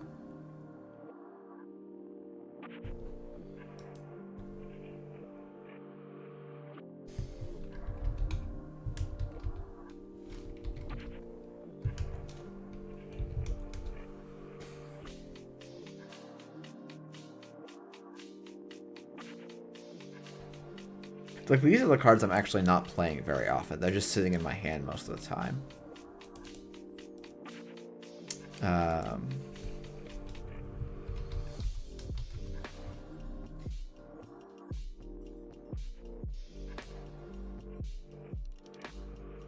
Like, this feels fine, even though I have an influence floating. I don't really have a space. Like, if I could play a fourth Gachapon, I'd figure I'd like drop a Buzzsaw for it, I think.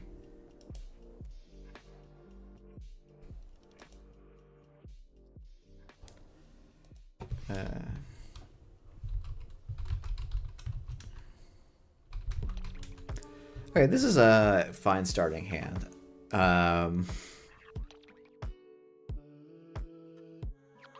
The deep dive is just dead, but that's alright. Oh, I'm just saying, if I could run 4 Gachapons, I would. Like, it's very good for me.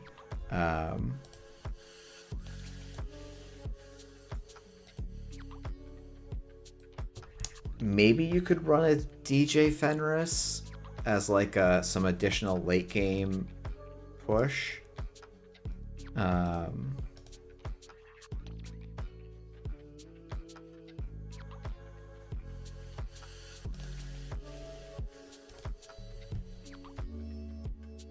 I guess I'm supposed to run that server. I have Gauss, right? Nothing that bad's really gonna happen to me. And Ag being on 23 credits is definitely unpleasant.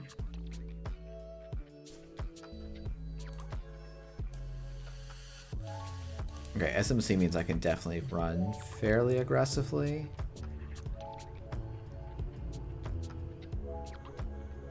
I don't particularly need to at the moment. That's why we run. Earthrise is really nice here, I think. Oh, do I just die to punitive here? I guess I do, don't I? I guess that's something I should keep in mind now.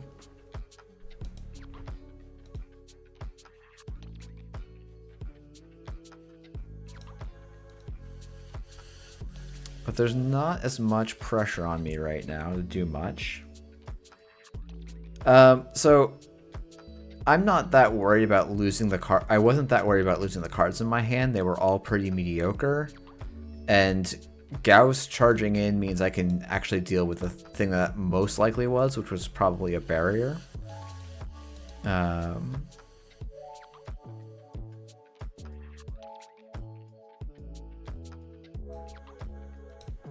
Because, like, it's actually unlikely to be a net damage card if they're trying to run a Rashida behind it, right?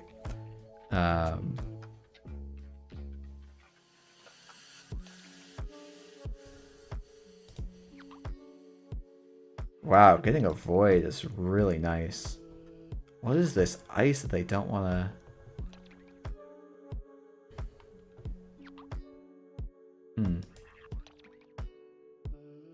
Why am I... Oh, right, this is not my list. This is Lost Geek's list. Career fair seems like such a weird choice. You have so many ways to spend influence and you spent it on career fair?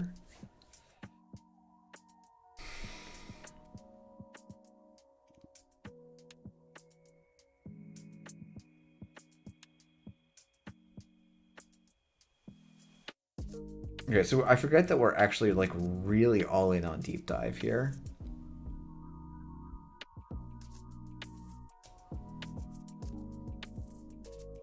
I also don't like, ugh, the cost of not playing lily pad seems so high here.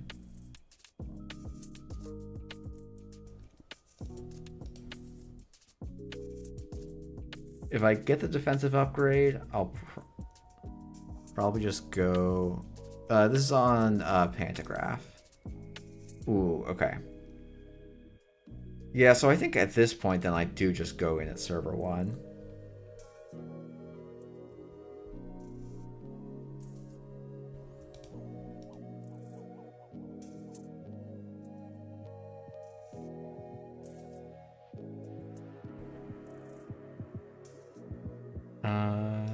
No. Gauss. Fully break Tatubola. Simulchip just means I get it back for free.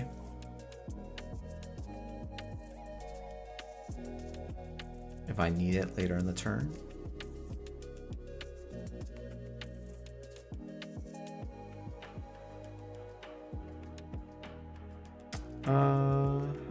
Yeah, we can trash the Spin Doctor.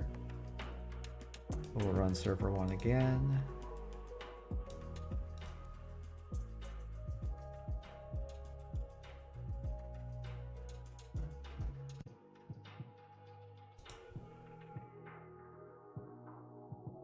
Oh, this is punitive.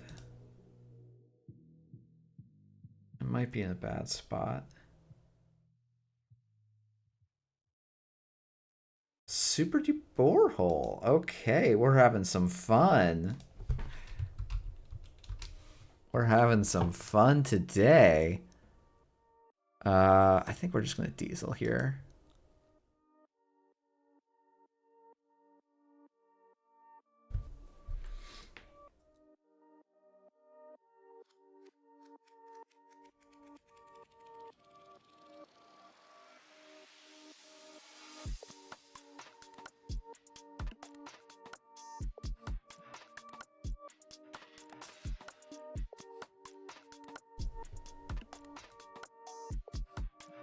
All right, I think though I can go run R&D, install Pisha Sao.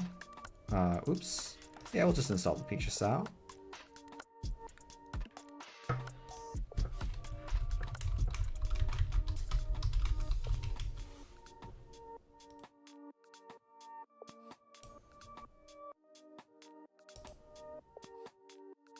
Sure, I'll gain a click.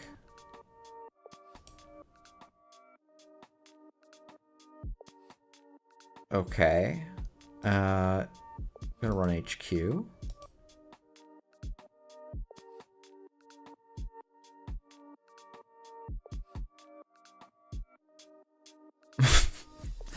Okay.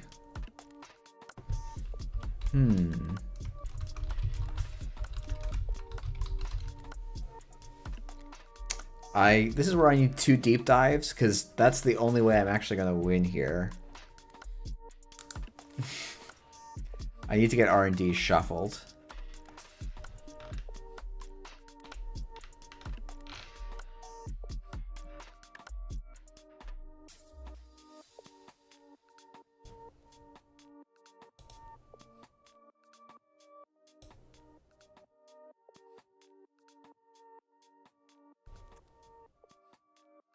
I might also be in danger. Ah, well, that would do it.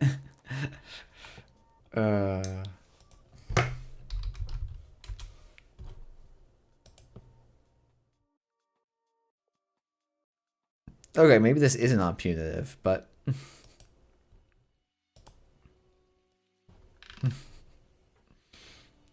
Alright.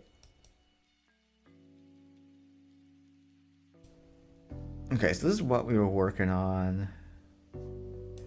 Maybe a DJ Fenris is right.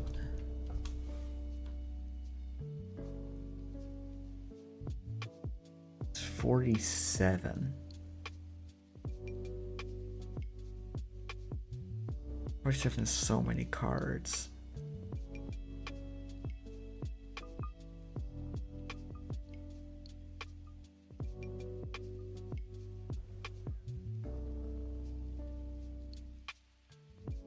I mean, it's probably like a Cubone, right?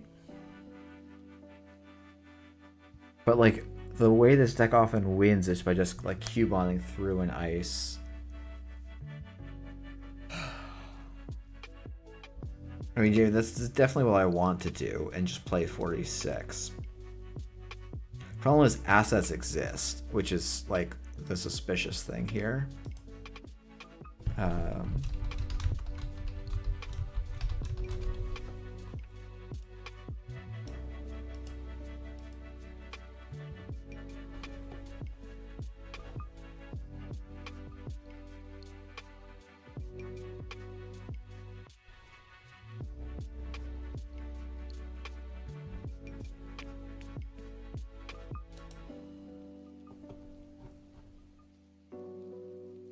Yeah, what's been going on with my op? I like lost the last several games in a row, which is maybe a sign that it's a cooked list at this point.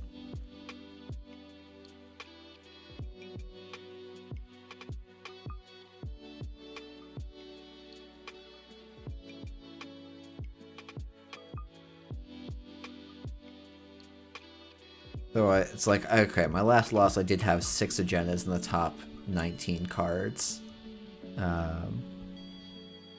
Hey, it's Rotom.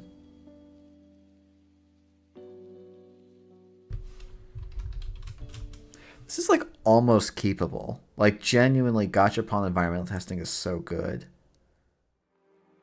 The fact that it's like actually cards I don't want for the rest of it, I don't feel as bad about this now.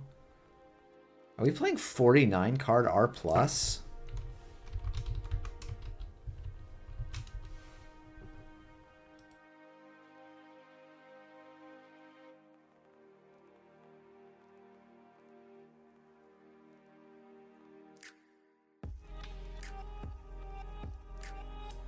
Alright, well, GG's.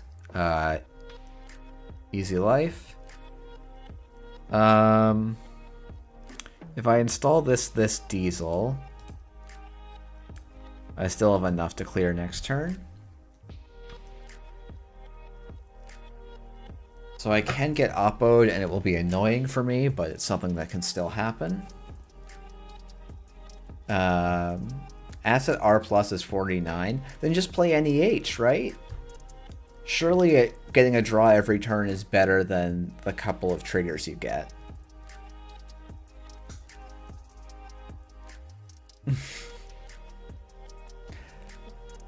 What is that sequencing making me sad? Maybe that's the thing that's causing me to lose games right now, is I'm sequencing poorly.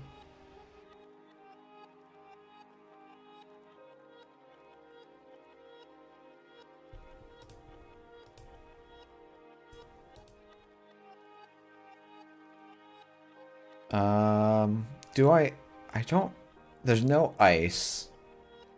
I think I just draw here.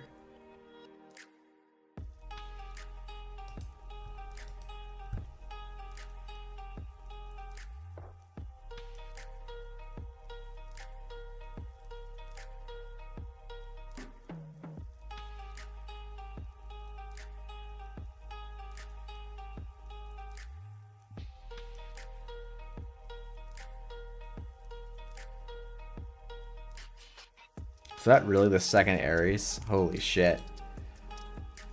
Draw. Okay. That feels alright.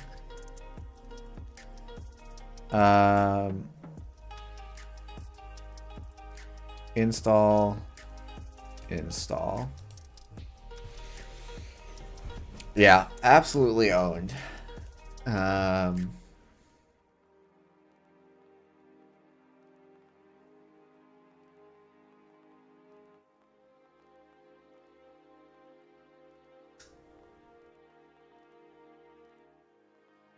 how are they winning off of the assets they install? That's maybe my question.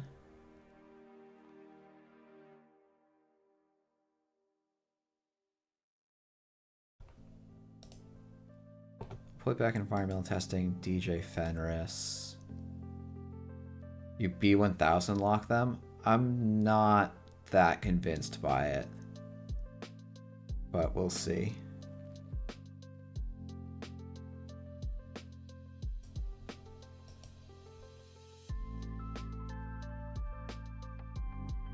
This is probably virtual service agent, right?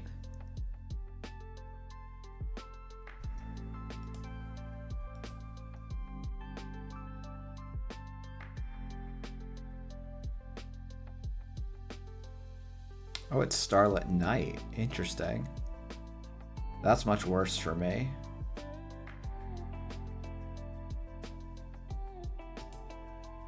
Oh, that's not what I meant to draw. Frick.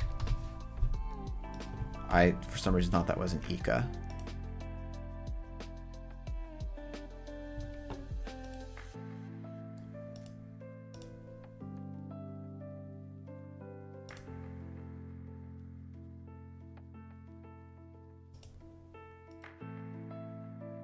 I mean, this is just clicking for a credit, but more efficient.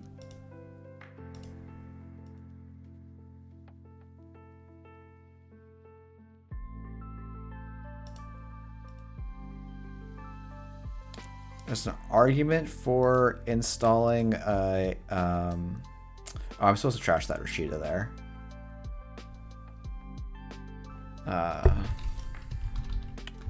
Sec.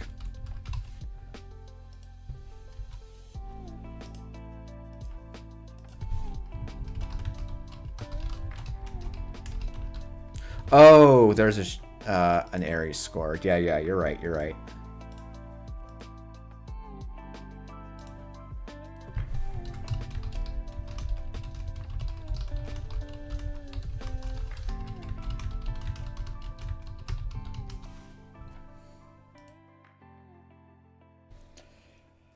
Alright, so there's no ice in the top three. We're clicking for a credit right now. Oh, and there's another Rashida. Okay. So this sets up a lock by resing and deresing a ping or a funhouse, neither of which are problems for me. Right? Like, I just hush them. I think Rotom has to overwrite ice here.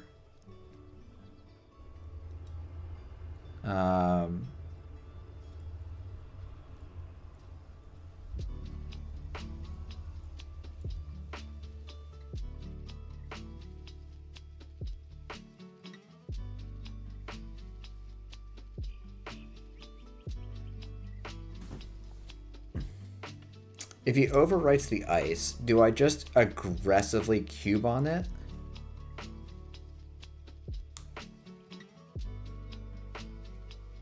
I can either aggressively cube on it or aggressively get back my Ika. And this is where me not knowing the meta at all is very bad.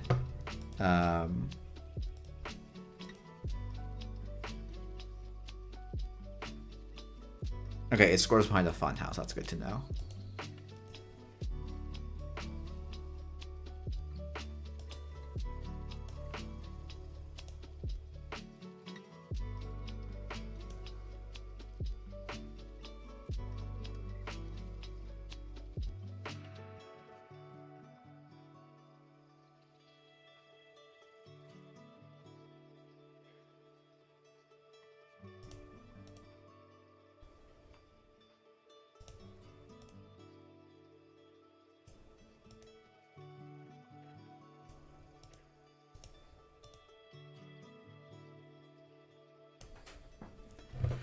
Okie dokie.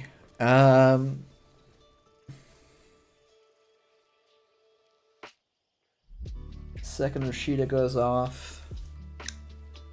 Then Federal Fundraising goes off. Then are we gonna trash another thing? Yeah, probably we're just gonna overwrite this Enigma as well, right? And so at that point, I just take a turn off and draw 4.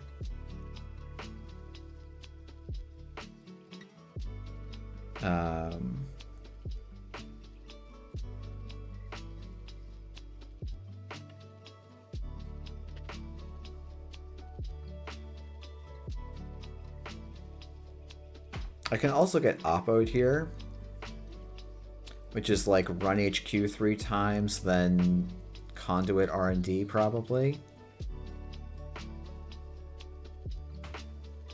Or I could clear 3 tags. But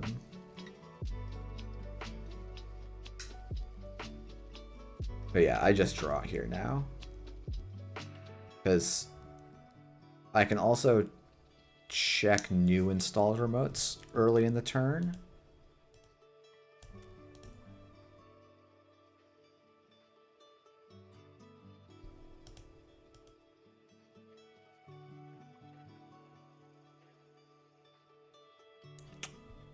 Do I poke HQ here? Probably not last click. If I'm going to poke HQ, I should do it on the second click. First or second click. So I can clear up a hold.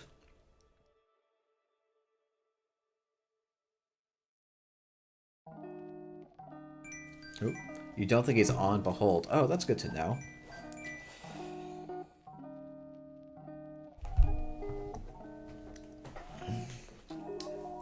This conduit's probably never getting used again, but it is a nice little sword of Damocles. I'm gonna have to simulchip to get my Eka back, most likely. Then also Hush, and my Slap Vandals are all gone too. My Econ's definitely a little bit shaky at the moment.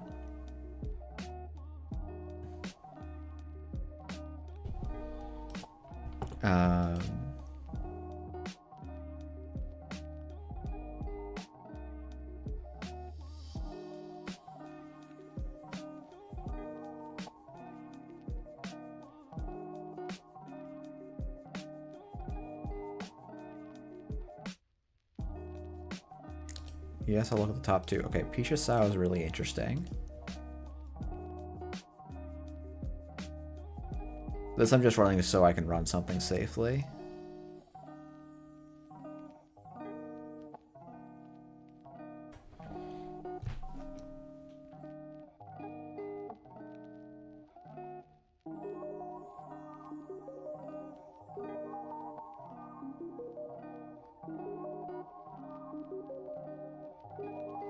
Actually, I can just blind hush everything against NBN. That's kind of funny. Do I want to draw the Earthrise here? Probably not. F2P, am I a joke to you? Oh yeah, that's true. F2P is a card. F2P would fuck me up right good here. Yeah, F2P would really screw me.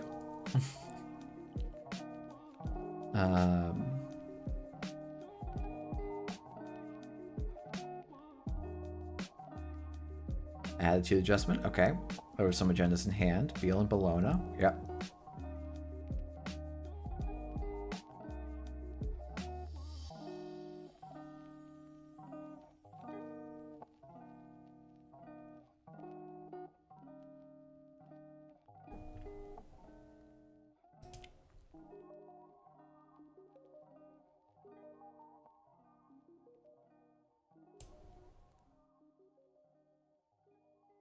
Draw, install the gachapon.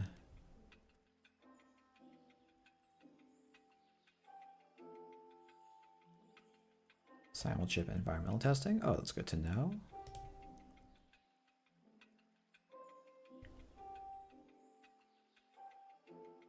Nope, that can stay.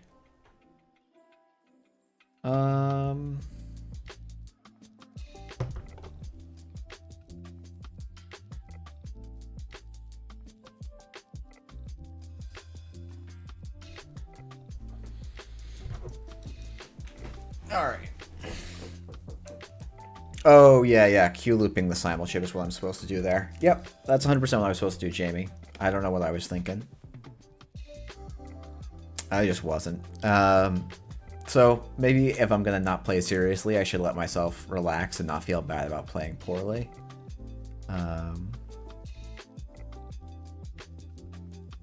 The reason I didn't simulchip is so that I can bounce the Pichasau,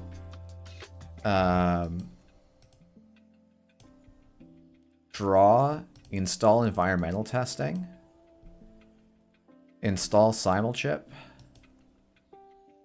and we'll just give archives a little peek. Diesel and diesel, okay. I do need to get the lily pad down. That's probably my next thing.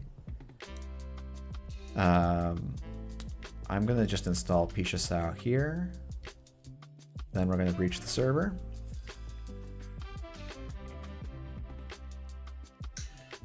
Okay.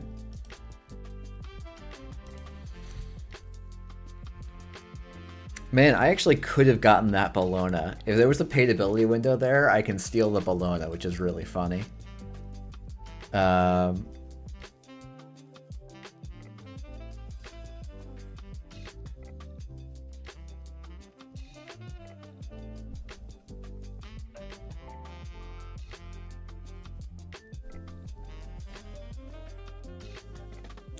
Yeah, because I think my next turn is...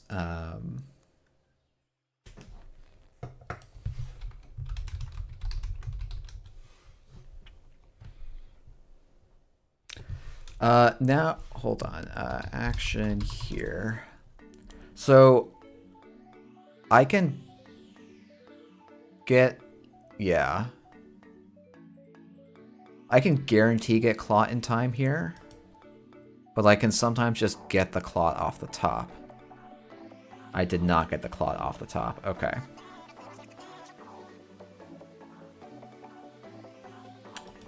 So, we're going to put back DJ Fenris.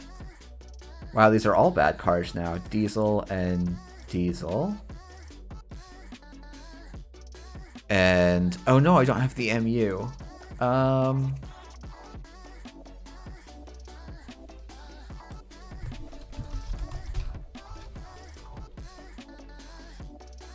Is this am I using this conduit again?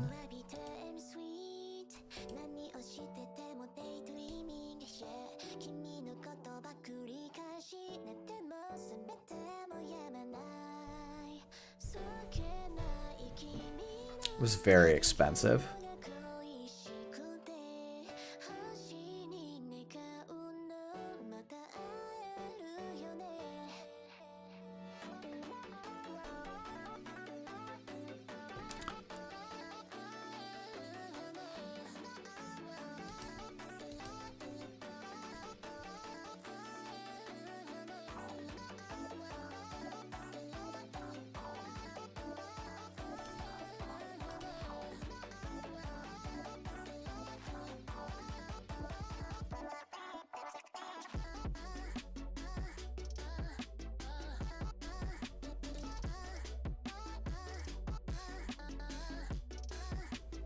Okay, so now I'm gonna draw, install DJ. We're gonna go get our good boy Steve.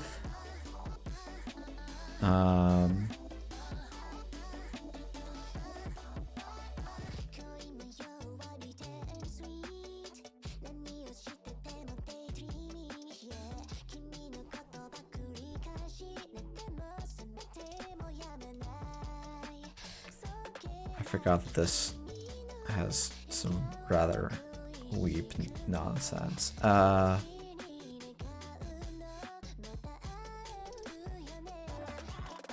really want to do double environmental testing here. I think that might actually be right. It's simulchip is the reasonable thing. This is the other reasonable one. It's probably better to go for the faster play here. Yeah, because it's going to take me... It actually is going to take me a minute to do...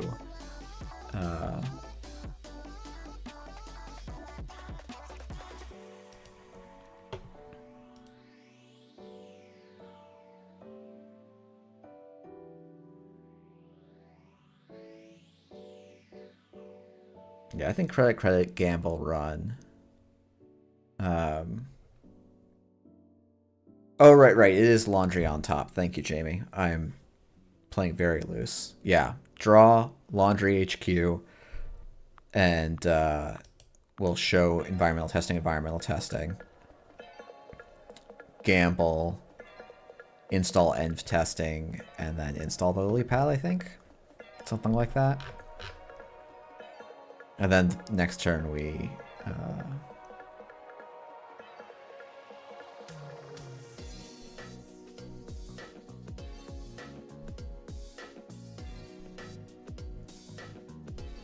Re-icing HQ.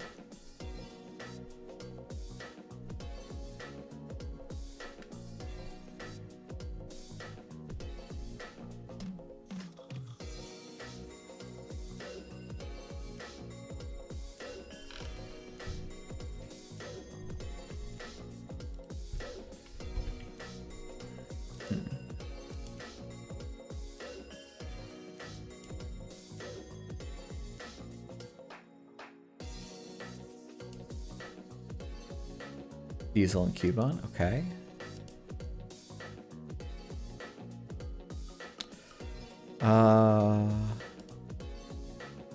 Did the simul chips actually first? Oh shoot, I was supposed to do the Arsana here too.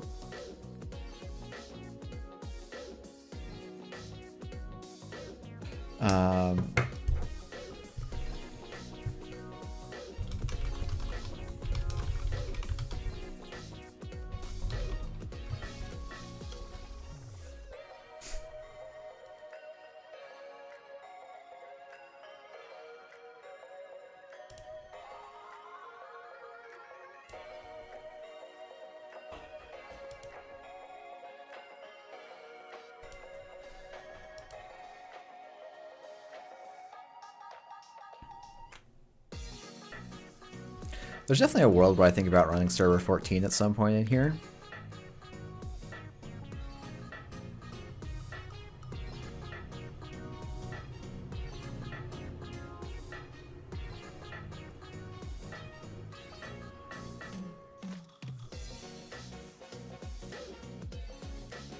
I think we can proc environmental testing the turn after this one.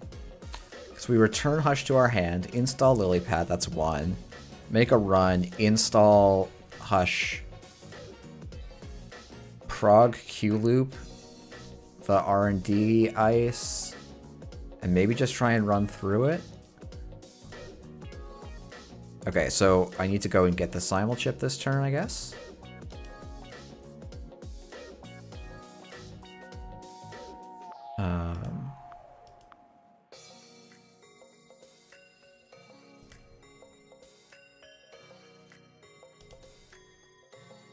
Features Out is actually the less essential card right now.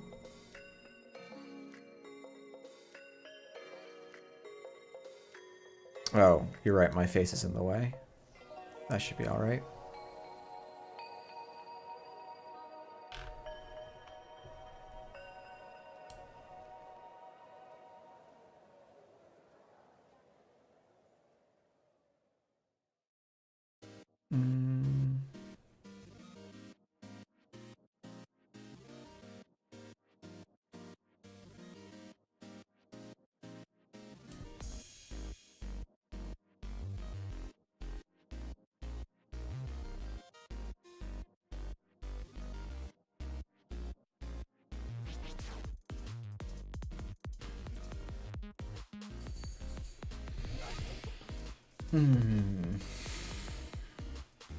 So I want to do the Q loop, Cubon on the top of R&D.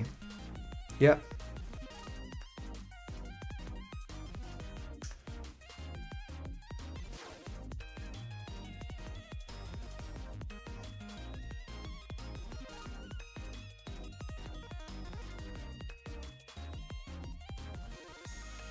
But it's actually, which card do I throw away to the... Do I throw away Peach Sour or do I throw away Cubon? It's probably the Peach Sour.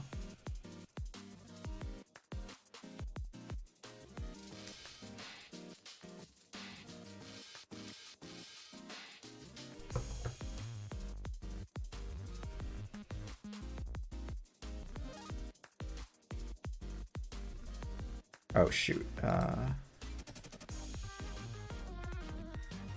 gonna do that in that order.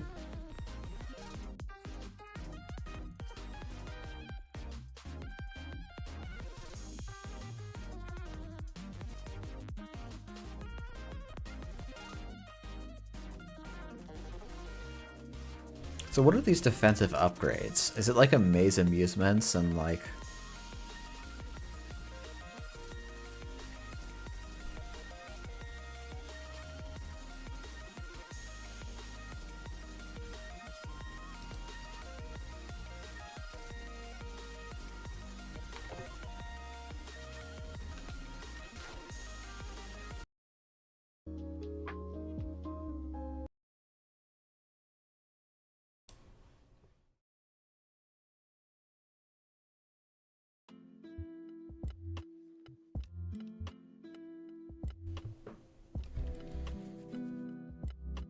What else could we be playing? We could be playing Overseer Matrix. I mean, I guess we could do Skunk Void, right? We've seen no influence so far. I guess, no, we've seen purple influence, but it doesn't tell us that much.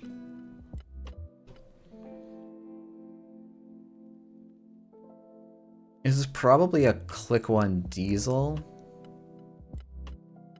Well, I'm not too happy if... yep.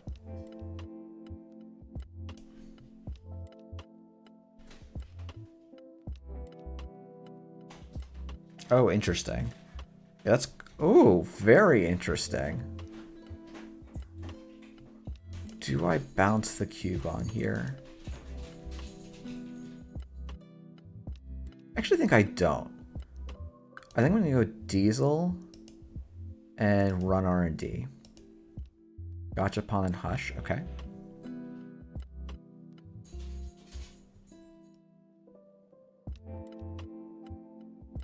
It's probably I'm supposed to jack out here. Yeah.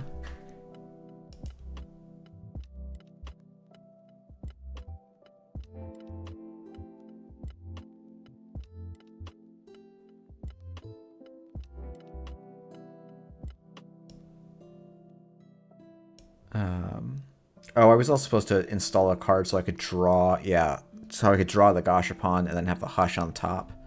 Ugh. Yeah, I'm really just playing quite silly today. The reason I'm supposed to jack out there is federal fundraising is keeping the top of R&D safe. That said, so there's a tomorrow's headline and a second Beal still on the list. So that's another 4 points, and then probably 3 Bolognas.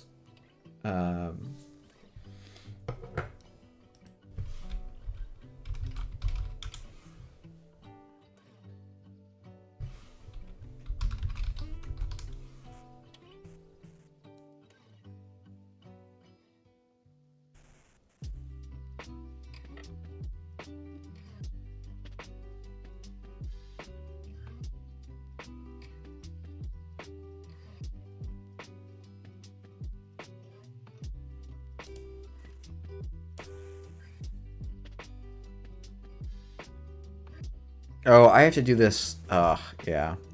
I don't have an install window before the prog loop triggers, so.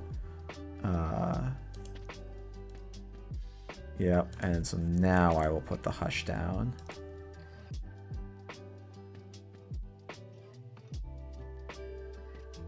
There's not 2 clear cards I want here.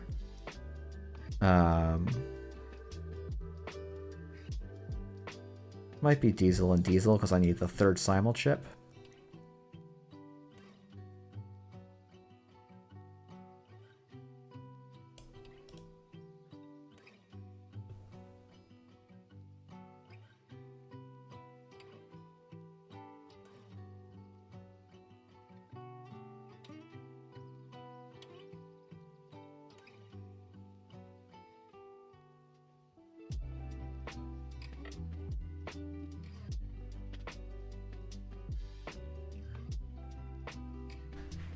Yeah, so I've cost myself 2 or 3 clicks this game by playing poorly.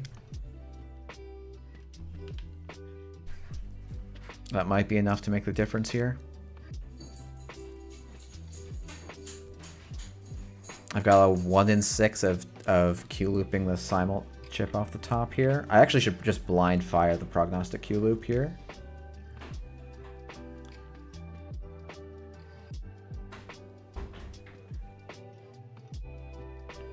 Though I guess I'm not losing this turn. But yeah, like getting a Gauss down is fine.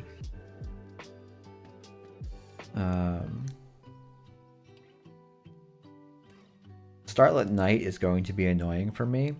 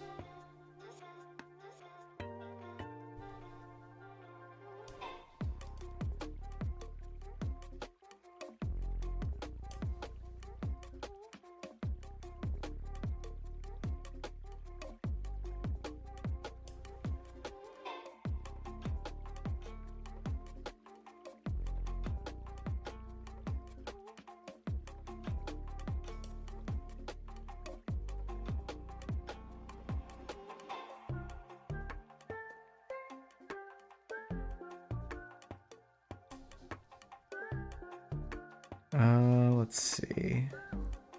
I probably want 2 non-essential pieces that are still helpful here. I have simulchip off the top, so it's like Keybon Pichisao probably.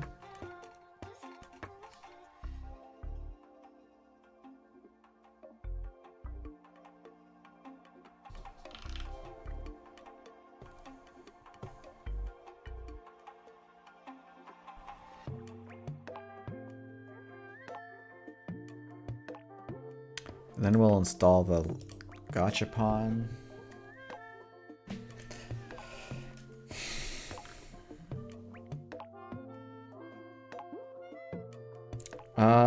Wage Workers maybe gets him here. I'm trying to remember if I've run server 14 or not.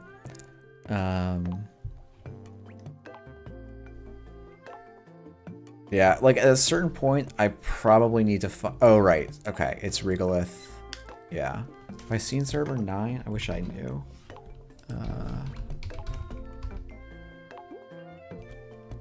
Okay, I have not looked at server 9.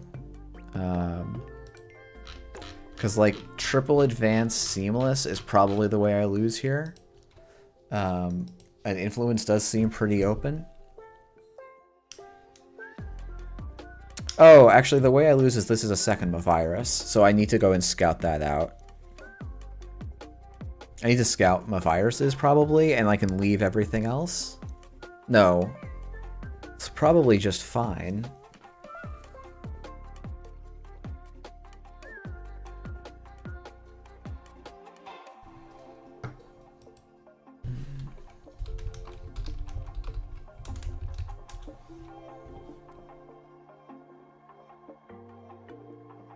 Is there another 3-2 I'm forgetting about?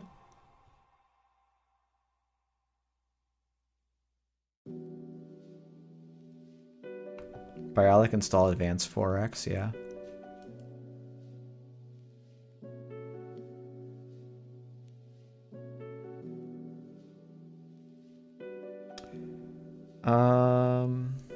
Let's pop the Gachapon here. Let's install Gauss. We'll draw a card. We'll shuffle back Diesel and K2CP Turbine.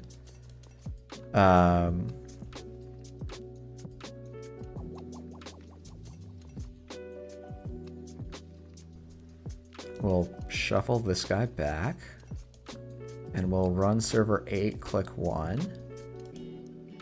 Okay, so I'm gonna do an hush in advance so that I can draw a card and have... Okay.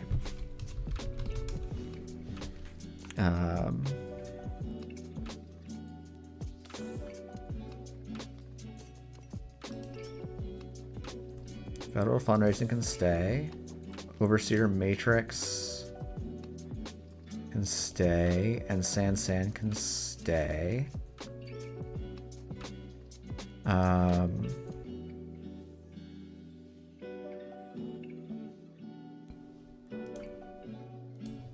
Cube on there, run HQ.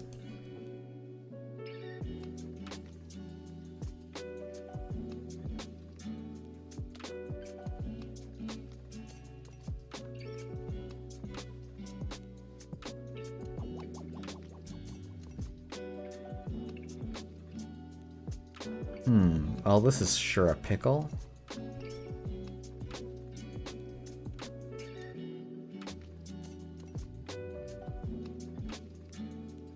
Oh, no, it's not that much of a pickle. Okay.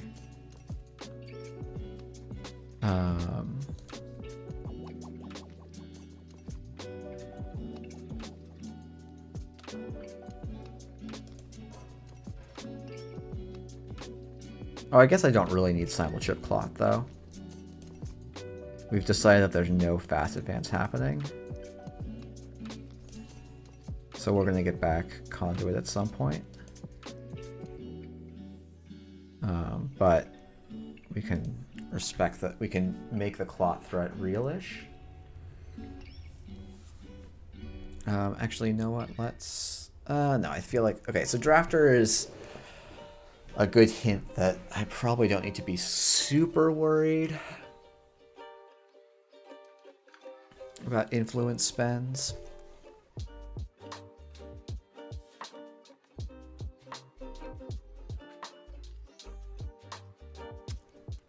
I don't really want the turbine out this game, I think. I don't think there's anything it actually does for me.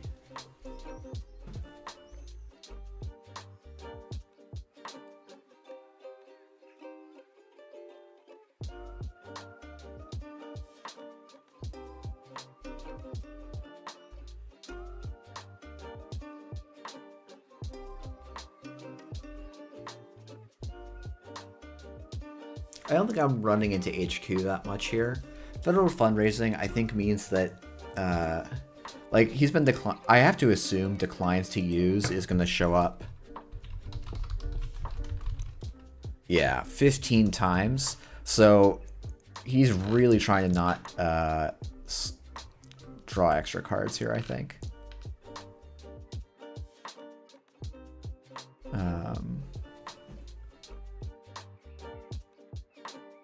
Oh, could he have a 2-1? I guess he could, right?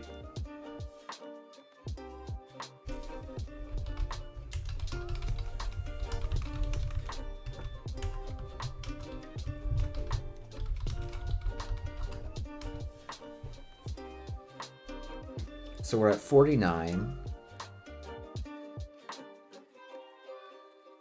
We got 4, 5, 6, 7.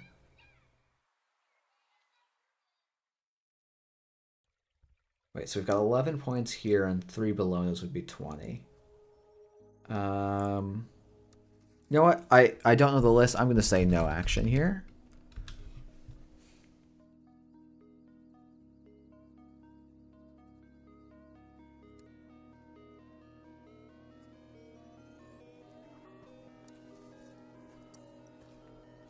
I feel like that's still bait.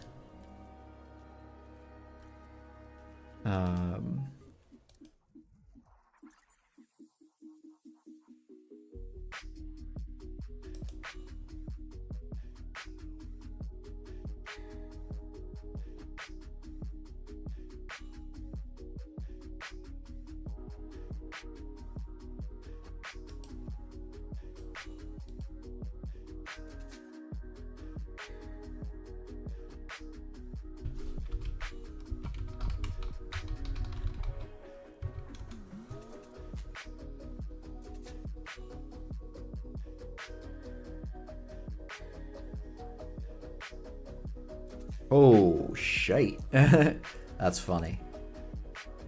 Wow, he actually could have completely screwed me at one point, I think.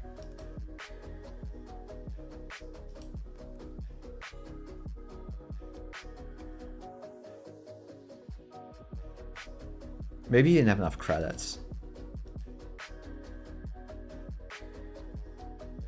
We'll put a hush down here.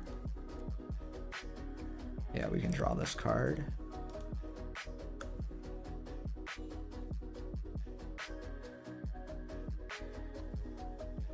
So what is this? This is 1, 2, 3. So I'm saving 1 credit by moving an Ika there. Okay, well. Where's Ian? I need to go get mad at him for telling Patty to run this.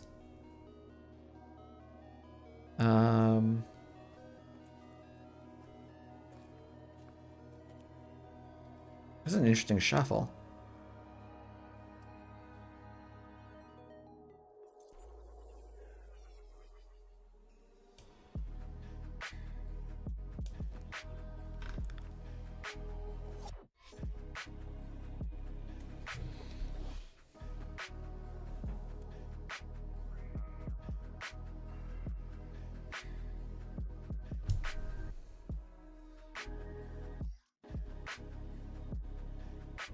Okay, so I can now just run server 8 just to make, like, no sense in accidentally throwing something away.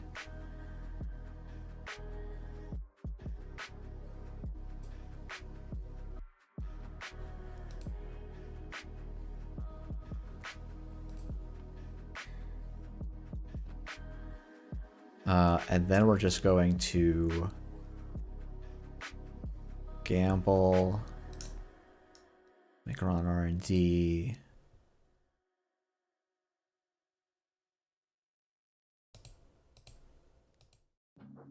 So this costs 4, 3, so this is 6 credits each time, and it's going to get progressively cheaper.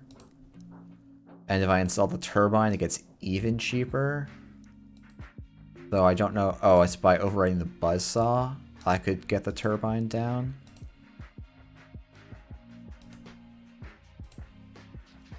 Okay, so HQ probably has stuff. Actually, no, turbine doesn't make it any cheaper for me. It's just moving the coupon through.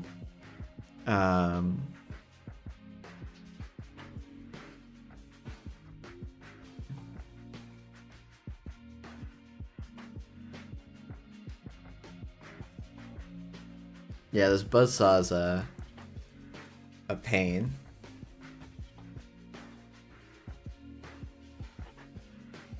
Okay, so there's probably an agenda in HQ if we whiffed there. The other thing is I need to make sure I'm always accessing with enough credits. So I might want to do the DJ Steve for environmental testings.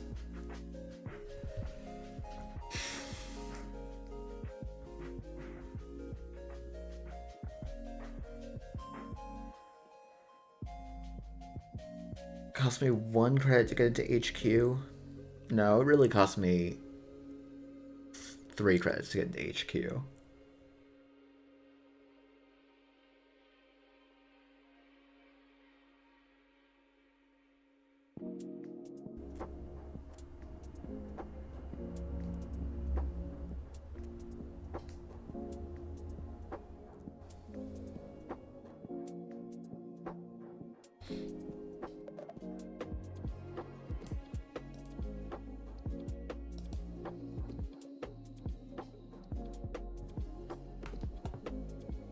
This is kind of where I want a living mural, right? Like, living mural would actually be sick as heck here.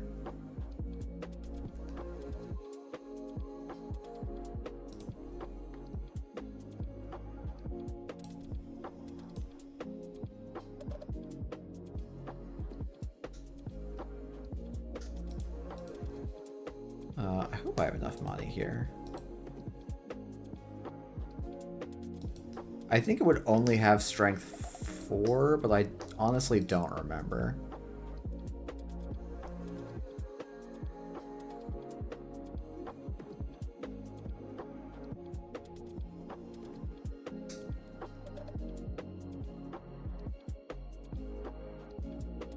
This could be a virus, actually. Just based on how Patty installed there. Okay. So there's gotta be agendas in hand, then.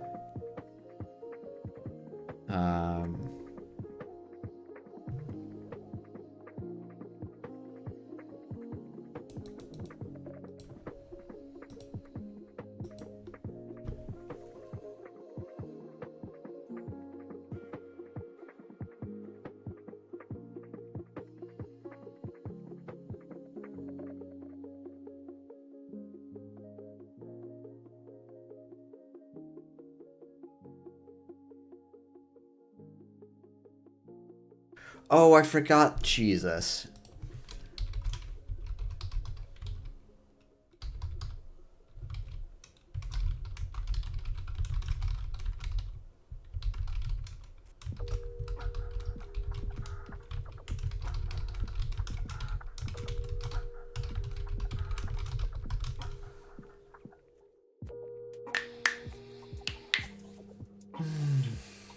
Yeah. That's annoying.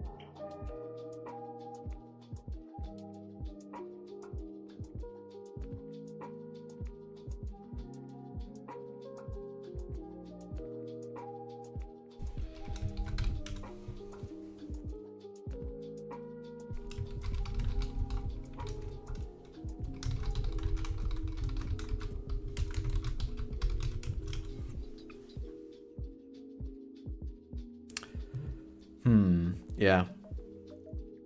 Have a good night, Jamie.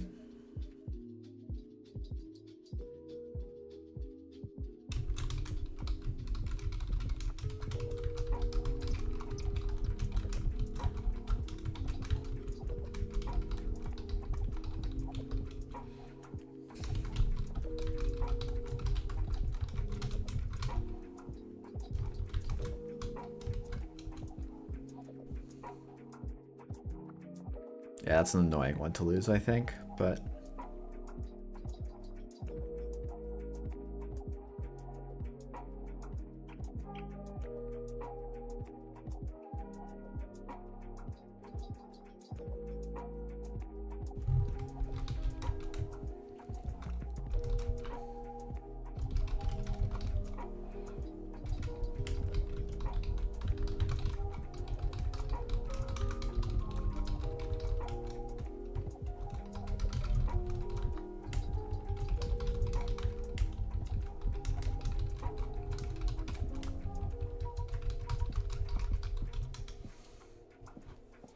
Yeah, I think that's actually going to wrap it up for me, but thank you everyone for watching. Thanks for those of you who came out. I'm going to be streaming regularly at this time and hopefully doing actual gameplay more. Because playing Netrunners fun, that's what you guys tuned in for.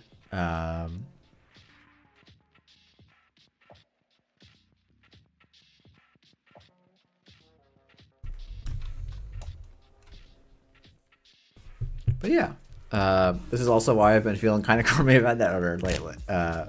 Because I'm playing stuff that I enjoy, that I think is pretty reasonable, and getting slammed anyway. But yeah, thanks everyone for tuning in, and I'll see y'all next week. Bye.